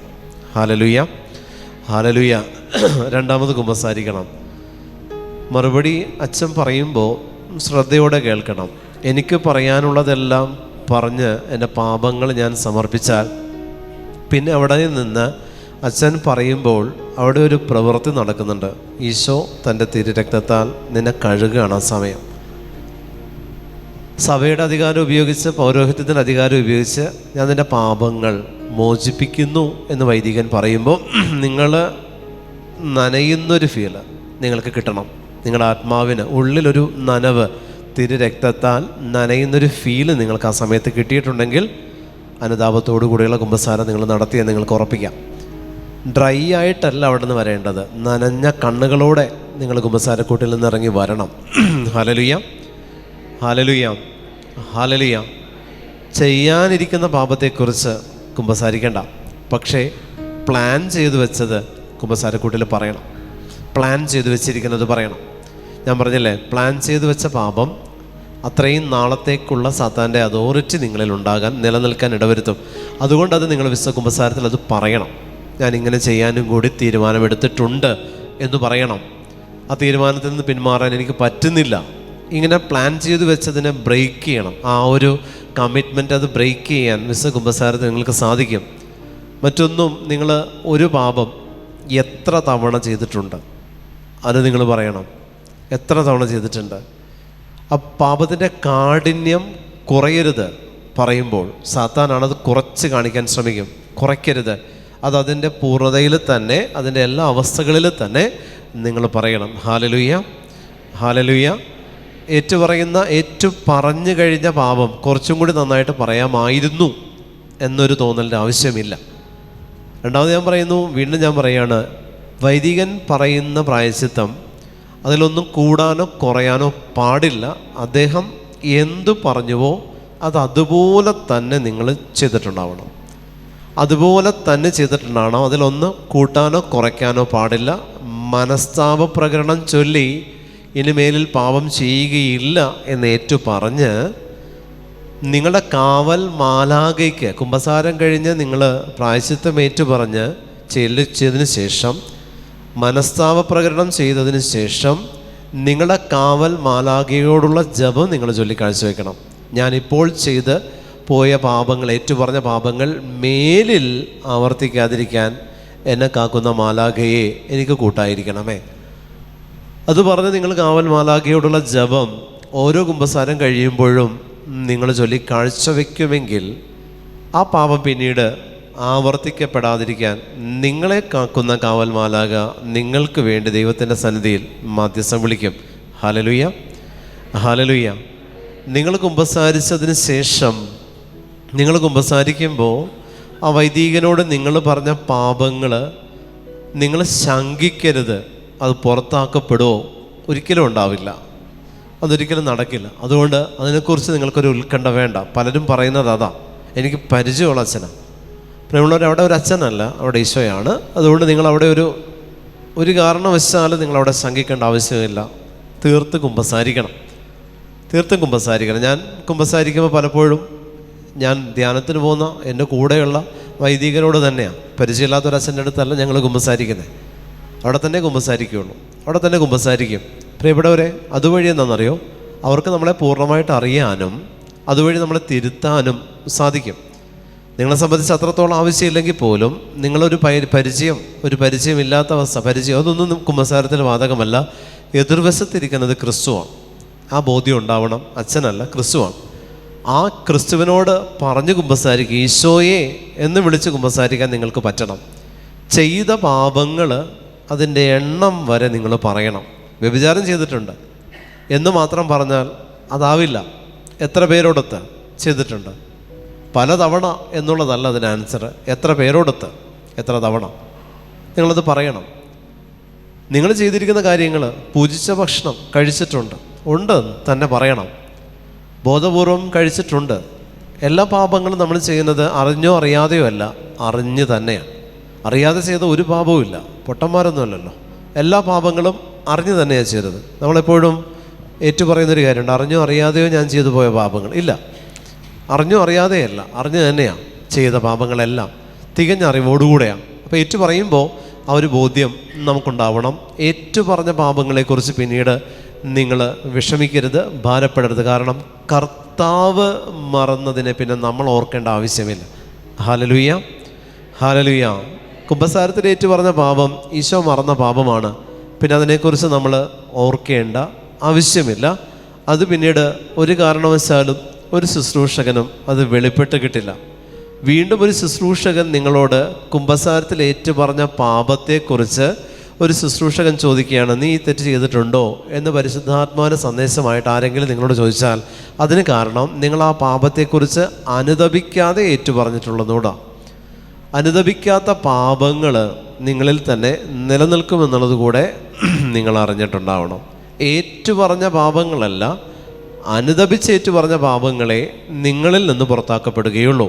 അല്ലാത്ത പാപങ്ങൾ നിങ്ങളിൽ നിന്ന് പുറത്താക്കപ്പെടുകയില്ല, നിങ്ങളിൽ തന്നെ നിലനിൽക്കും. ഒരിക്കലും കുമ്പസാരം ഓറലി ആകരുത്, സ്പിരിച്വലി ആവണം. ഹല്ലേലൂയ, ഹല്ലേലൂയ, ഹല്ലേലൂയ. സാത്താൻ്റെ ഏറ്റവും വലിയ തന്ത്രം എന്താണെന്നറിയോ? തെറ്റ് ചെയ്തു എന്ന് സമ്മതിക്കരുത്. അതാണ് അവൻ്റെ വ്യക്തിത്വം. തെറ്റ് ചെയ്തു എന്ന് സമ്മതിക്കരുത്. ആ പേഴ്സണാലിറ്റിയാണ് നിങ്ങളിൽ ഡെവലപ്പ് ചെയ്യാൻ സ്പിരിറ്റ് ആഗ്രഹിക്കുന്നത്. അതിനെതിരാണ് കുമ്പസാരം. അതുകൊണ്ട് തന്നെ അവൻ കുമ്പസാരിക്കാൻ സമ്മതിക്കില്ല. കുമ്പസാരത്തിൽ പാപങ്ങൾ ഏറ്റു പറയാൻ സമ്മതിക്കില്ല. പൂർണ്ണതയിൽ കുമ്പസാരിക്കാൻ അവൻ സമ്മതിക്കില്ല. മറച്ചു വയ്ക്കാൻ അവൻ പ്രേരണ തരും. അതിന് പല കാരണങ്ങൾ അവൻ കൊണ്ടുവരും. ഒന്നും മൈൻഡ് ചെയ്യരുത്, ഒന്നും നോക്കരുത്. മനസ്സ് തുറന്ന് തന്നെ നിങ്ങൾ കുമ്പസാരിക്കണം. ഹല്ലേലൂയ, ഹല്ലേലൂയ, ഹല്ലേലൂയ, ഹല്ലേലൂയ. പറമേൽ ഭവനം പണിത വിവേകമതിയായ മനുഷ്യന് തുല്യനായിരിക്കും. മഴ പെയ്തു, വെള്ളപ്പൊക്കമുണ്ടായി, കാറ്റൂതി, അത് ഭവനത്തിന്മേൽ ആഞ്ഞടിച്ചു, എങ്കിലും അത് വീണില്ല. പ്രിയമുള്ള ദൈവജനമേ, മഴ പെയ്തു, കാറ്റൂതി, വെള്ളപ്പൊക്കമുണ്ടായി, എങ്കിലും അത് വീണില്ല. മൂന്നവസ്ഥകളാണ്. മഴ പെയ്യുക, ഇതെല്ലാം വെള്ളപ്പൊക്കമുണ്ടാവുക, കാറ്റടിക്കുക, ഇതെല്ലാം പ്രിയപ്പെട്ട ദൈവജനമേ, എന്ത് തന്നെ വന്നാലും പ്രതികൂലമായിട്ട് നമുക്കിതിന് തോന്നിയാലും അതിൽ അനുകൂലമായിട്ടുള്ളൊരവസ്ഥയുണ്ട്. മഴ പരിശുദ്ധാത്മാവിൻ്റേതാണ്, പ്രകൃതിയുടേതാണ്. പ്രിയപ്പെട്ട ദൈവജനമേ, കാറ്റും പരിശുദ്ധാത്മാവിൻ്റെതാണ്. വെള്ളപ്പൊക്കം എന്ന് പറയുന്നത് എന്നിലുള്ള അഭിഷേകമാണ്. ഇത് മൂന്നും എന്നിൽ ദൈവം തരുന്ന അഭിഷേകമാണ്.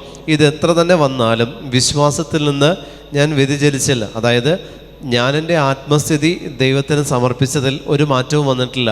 എന്നിൽ എത്ര പ്രാർത്ഥന കൂടിയപ്പോഴും എൻ്റെ ആത്മാവിൻ്റെ അവസ്ഥയെക്കുറിച്ച് ഞാൻ ബോധ്യമുള്ളവളായിരുന്നു എന്നുള്ളതാണ്.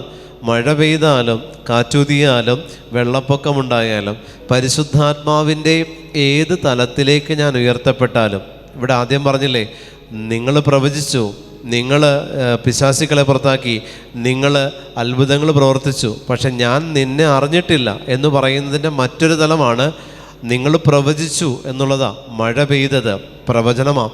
രണ്ടാമത്തേത് നിങ്ങൾ പിശാചുക്കളെ പുറത്താക്കി, കാറ്റൂതി എന്ന് പറയുന്നത് നിങ്ങൾ അത്ഭുതങ്ങൾ പ്രവർത്തിച്ചു, വെള്ളപ്പൊക്കമുണ്ടായി.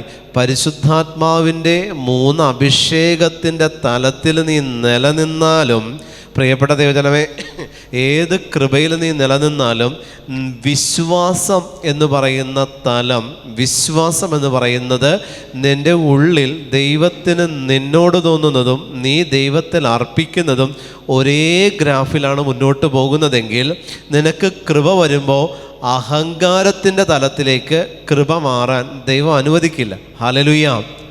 പല കൃപകളും പ്രാർത്ഥിക്കാൻ നിങ്ങൾക്കൊരു കഴിവുണ്ടെങ്കിൽ, കൃപയെന്ന് ഞാൻ പറയുന്നില്ല, കഴിവുണ്ടെങ്കിൽ അതിനെ അഹങ്കരിക്കാനായിട്ടാണ് പലരും ഉപയോഗിക്കുന്നത്. പ്രാർത്ഥിക്കാനുള്ള കഴിവ് നിങ്ങളൊന്ന് ആലോചിച്ച് നോക്കിയോ. പ്രാർത്ഥിക്കുന്ന വ്യക്തികളെ തിരുത്താൻ വലിയ ബുദ്ധിമുട്ടാണ്. നമ്മുടെ കുടുംബത്തിലൊക്കെ ഏതെങ്കിലും ഒരെണ്ണം പ്രാർത്ഥിക്കുമെങ്കിൽ അതിനെ തിരുത്താൻ നോക്കിയാൽ അതിലും ഭേദം ഒരു ലോഡ് മണ്ണെടുത്ത് മാറ്റിയിടുന്നതാണ്. നടക്കില്ല പ്രിയപ്പെട്ടവരെ. പ്രാർത്ഥിക്കുന്ന വ്യക്തിയെ തിരുത്താൻ നോക്കിക്കോ, നടക്കില്ല. അവരോട് എന്ത് പറഞ്ഞ് കൺവിൻസ് ചെയ്യിക്കാൻ നോക്കിയാലും നടക്കില്ല. അവരൊന്നും സമ്മതിച്ച് തരില്ല. അവരായിരിക്കും ശരി എല്ലാത്തിലും. ക്രിസ്തു പോലും തെറ്റായിരിക്കും, ഞാനായിരിക്കും ശരി. പ്രാർത്ഥിക്കുന്ന വ്യക്തിയെ സംബന്ധിച്ച് അവർ പറയുന്നതേ ശരി ഉണ്ടാവുള്ളൂ, അവർ പറയുന്നതേ എല്ലാം കറക്റ്റ് ആവുള്ളൂ, അവർ പറയുന്നതേ നടക്കാൻ പാടുള്ളൂ എന്നവർക്ക് നിർബന്ധമുണ്ട്. എല്ലാ കുടുംബങ്ങളിലും പ്രാർത്ഥിക്കുന്നവരെ കൊണ്ട് ബാക്കിയുള്ളവർക്ക് തലവേദനയാണ്. പല മക്കളും വന്ന് മാതാപിതാക്കളെക്കുറിച്ച് പറയുന്ന കംപ്ലൈൻറ്റ് എന്താണെന്നറിയോ? അമ്മയോടൊന്ന് പ്രാർത്ഥന നിർത്താൻ പറയാനാണ്. മാതാപിതാക്കളോട് ഒന്ന് പ്രാർത്ഥന നിർത്താൻ പറ. കാരണം ഒന്നും സമ്മതിച്ച് തരില്ല ബ്രദറെ, ഒന്നും സമ്മതിച്ച് തരില്ല. പ്രാർത്ഥന കൂടിക്കൂടി വരുമ്പോൾ ദൈവമായിട്ട് മാറരുത്. അതുകൊണ്ടാണ് പറഞ്ഞത്, പ്രാർത്ഥിക്കുന്ന വ്യക്തികളെ സംബന്ധിച്ച് ദൈവമാകാനുള്ള ചാൻസ് ഉണ്ട്. അതല്ല ഈശോ ആഗ്രഹിക്കുന്നത്. ആരാധിക്കുന്ന വ്യക്തികളെയാണ് കർത്താവിന് ആവശ്യം. ആരാധിക്കുമ്പോൾ അഹങ്കാരം വരില്ല, പക്ഷേ പ്രാർത്ഥിക്കുമ്പോൾ അഹന്ത കയറി വരും. കാരണം അതിൽ കാര്യസാധ്യങ്ങൾ നേടിയെടുക്കുന്നത് കൊണ്ട് അഹങ്കാരം വരുന്നത് കാര്യങ്ങൾ സാധിച്ചു കിട്ടുമ്പോഴാണ്. ആരാധിക്കുമ്പോൾ കാര്യങ്ങൾ സാധിച്ചു കിട്ടുകയല്ല, ദൈവത്തെ മഹത്വപ്പെടുത്തുകയാണ് ചെയ്യുന്നത്. അവിടെ അഹന്ത വരില്ല. കാരണം പ്രാർത്ഥന ആരാധനകളായി മുഴുവനും ദൈവത്തിന് കൈമാറുകയാണ്. നേരെ മറിച്ച് ഇൻറ്റൻഷന് വേണ്ടി പ്രാർത്ഥിക്കുമ്പോഴെങ്ങനെയാണെന്നറിയോ? പ്രാർത്ഥന കൊടുത്തിട്ട് പ്രാർത്ഥന തിരിച്ചു വാങ്ങിക്കുന്നതാണ് ഇൻറ്റൻഷന് വേണ്ടിയുള്ള പ്രാർത്ഥന. അവിടെ നിനക്ക് അഹങ്കരിക്കാൻ വകുപ്പുണ്ട്. അവിടെ നീ പറയും, ഞാൻ പ്രാർത്ഥിച്ച് നേടിയെടുത്തെന്ന് പറയുന്നൊരു അഹങ്കാരം അവിടെ സാത്താൻ നിനക്ക് വെച്ച് നീട്ടിത്തരും. അവിടെ അഹന്ത വരും. ഇങ്ങനെയുള്ള ഒരു കുടുംബത്തിലുണ്ടെങ്കിൽ കുടുംബത്തിന് ദുരിതമായിരിക്കും, നേട്ടമായിരിക്കില്ല. Hallelujah, hallelujah. ഒരുപാട് സമയം ഇരുന്ന് പ്രാർത്ഥിക്കുന്നുണ്ടോ? നന്മയല്ല പ്രിയപ്പെട്ടവരെ. ഈശോ പറഞ്ഞത് എന്താണ്? സമയത്തിൻ്റെ ദശാംശം 1 മണിക്കൂർ ഈശോ പറഞ്ഞിട്ടുണ്ട്. 24 മണിക്കൂറുമല്ല, 1 മണിക്കൂർ ഉണർന്നിരുന്ന് പ്രാർത്ഥിക്കുക, അത്രയേ ഉള്ളൂ. ഉണർന്നിരുന്ന് നിൻ്റെ ജോലി മാറ്റിവെച്ച്, നിൻ്റെ ഉത്തരവാദിത്വം മാറ്റിവെച്ച് പ്രാർത്ഥിക്കാൻ ഈശോ പറയുന്നില്ല. പക്ഷേ പ്രാർത്ഥിക്കുന്ന ആ ഒരു സമയം പ്രാർത്ഥന തന്നെ ആയിരിക്കണം. നിയോഗങ്ങൾ സമർപ്പിക്കരുത്. ആരാധനയെയാണ് പ്രാർത്ഥന എന്ന് വിളിക്കേണ്ടത്. ഹല്ലേലൂയ, ഹല്ലേലൂയ, ഹല്ലേലൂയ, ഹല്ലേലൂയ. ആരാധനകളായിരിക്കണം പ്രാർത്ഥനകൾ. ആരാധന സമർപ്പിക്കണം ദൈവത്തിന്. നമ്മൾ പ്രാർത്ഥിക്കുമ്പോൾ അവസാനം കർത്താവിന് എന്തെങ്കിലും ആവശ്യമുണ്ടെങ്കിൽ എന്നോട് പറഞ്ഞാൽ മതി. ഇതാണ് പ്രാർത്ഥനയുടെ അവസാനത്തിൽ വന്ന് നിൽക്കുന്നത്. ഈശോയുടെ ആവശ്യം പോലും നമ്മൾ പ്രാർത്ഥിച്ച് നേരെയാക്കി കൊടുക്കും. അങ്ങനെയാണ് നിൽക്കുന്നത്. അങ്ങനെ എത്തി നിൽക്കുകയാണ് പ്രാർത്ഥിക്കുന്നവർ. ആ ഒരു റാങ്കിലേക്ക് എത്തി നിൽക്കുക. അഹങ്കരിക്കാനുള്ളതല്ല പ്രാർത്ഥന. പ്രിയപ്പെട്ട ദൈവജനമേ, അതുകൊണ്ട് പ്രാർത്ഥിക്കണ്ട, ആരാധിച്ചാൽ മതി. നിങ്ങൾ ദൈവത്തെ ആരാധിച്ചാൽ മതി. ഇവിടെ പറയുന്നു, മഴ പെയ്തു, കാറ്റാഞ്ഞടിച്ചു, വെള്ളപ്പൊക്കമുണ്ടായി. വിശ്വാസം, ആരാധിക്കുന്ന വ്യക്തിയിലുള്ള വിശ്വാസം, ആ പാറമേലാണോ നീ നിന്ന് പ്രാർത്ഥിക്കുന്നത്? ഒരിക്കലും ഇളക്കം തട്ടില്ല. നിൻ്റെ പേഴ്സണാലിറ്റിയെ ബാധിക്കരുത് ഒരു പ്രാർത്ഥനയും. നീ എന്താണോ അതങ്ങനെ തന്നെ ആയിരിക്കണം, എത്ര പ്രാർത്ഥന കൂടിയാലും. ഹല്ലേലൂയ. അതിനെയാണ് ആത്മസ്ഥിതി എന്ന് പറയുന്നത്, സ്പിരിച്വൽ പേഴ്സണാലിറ്റി എന്ന് പറയുന്നത്. എത്ര പ്രാർത്ഥന കൂടിയാലും നീ എന്ന് പറയുന്ന വ്യക്തിത്വത്തിന് മാറ്റം വരുത്തരുത്. അതായത് പാപത്തിൽ നിന്ന് മാറി നിനക്കൊരു പേഴ്സണാലിറ്റി ദൈവം തന്നിട്ടുണ്ട്. ആ പേഴ്സണാലിറ്റിയിൽ ഒരു കാരണവശാലും ഒരു മാറ്റവും വരാൻ പാടില്ല. പാപത്തിൽ നിന്ന് മാറിയിട്ടുണ്ടാകണം. വ്യക്തിത്വം ദൈവം തന്നതാണ്, അത് ചേഞ്ച് ചെയ്യാൻ പാടില്ല ഒരു പ്രാർത്ഥനയിലും. വ്യക്തിത്വത്തെ ചേഞ്ച് ചെയ്യുന്നത് എപ്പോഴാണ്? അഹങ്കാരം കടന്നു വന്ന് വ്യക്തിത്വം മാറാൻ പാടില്ല. പ്രാർത്ഥന കൂടിയാൽ അത് ആരാധനയായിട്ട് കൂടാൻ പാടുള്ളൂ. പ്രാർത്ഥന മൂലം, പ്രാർത്ഥനയിലൂടെ കാര്യങ്ങൾ നേടിയെടുക്കും തോറും പ്രിയപ്പെട്ടവരെ, നിങ്ങൾ അഹങ്കരിക്കുകയല്ല, നിങ്ങൾക്ക് ദുരിതമെന്നേ എനിക്ക് പറയാനുള്ളൂ. പ്രാർത്ഥിച്ച് കാര്യങ്ങൾ നേടിയെടുക്കുന്നുണ്ടോ? അതിലല്ല, ആരാധിക്കുക. കാര്യങ്ങൾ പറയാതെ ദൈവം കാര്യങ്ങൾ സാധിച്ചു തരുന്നുണ്ടെങ്കിൽ നിങ്ങൾ ഭാഗ്യവാന്മാരാണ്. കാരണം നിങ്ങളുടെ ആത്മാവിനെ ദൈവം കണക്കിലെടുത്തിട്ടുണ്ട്. ഹല്ലേലൂയ, ഹല്ലേലൂയ, ഹല്ലേലൂയ, ഹല്ലേലൂയ. എൻ്റെ ഈ വചനങ്ങൾ കേൾക്കുകയും എന്നാൽ അതനുസരിക്കാതിരിക്കുകയും ചെയ്യുന്നവൻ മണൽപ്പുറത്ത് ഭവനം പണിത ഭോഷന് തുല്യനായിരിക്കും. കർത്താവിൻ്റെ നാമത്തിൽ എന്തെല്ലാം ചെയ്താലും ചെയ്യുന്ന വ്യക്തി വചനത്തെ അനുസരിച്ചിട്ടുണ്ടാവണം. കർത്താവിൻ്റെ നാമത്തിൽ എന്തെല്ലാം ചെയ്താലും ചെയ്യുന്ന വ്യക്തി, നമ്മൾ മറ്റുള്ളവരെ ഉപദേശിക്കും, കുടുംബത്തിലുള്ളവർ സ്വയമേ നമ്മളത് ചെയ്യത്തുമില്ല. മറ്റുള്ളവരെ ഉപദേശിക്കും, പക്ഷെ നമ്മളിലേക്ക് തന്നെ തിരിഞ്ഞു നോക്കിയാൽ ഒരുപാട് കുറവ് കാണാൻ പറ്റും നമുക്ക്. അതുകൊണ്ട് ഈശോ പറയുന്നത് മണൽപ്പുറം എന്നാണ് പറയുന്നത്. മനുഷ്യ, നീ മണ്ണാകുന്നു, ആ മണൽപ്പുറത്ത് ഭവനം പണിയുക. പ്രാർത്ഥനയെന്ന് പറയുന്നത് വിശുദ്ധ പത്രോസ് പറഞ്ഞ പോലെ നമ്മളിവിടെ ആയിരിക്കുന്നത് നല്ലതാണ്. ഒരു കൂടാരം പണിയാം, നമ്മളിവിടെ ആയിരിക്കുന്നത്. ഇതാണ് പ്രാർത്ഥന. ഇതിനെയാണ് പ്രാർത്ഥന എന്ന് പറയുന്നത്. അത് മണൽപ്പുറത്തല്ല, പാറപ്പുറത്താണ് പണിയേണ്ടത്. മണലെന്ന് പറയുന്നത് മണ്ണാകുന്നു എന്ന് പറയുന്ന എന്നെക്കുറിച്ചാണ്.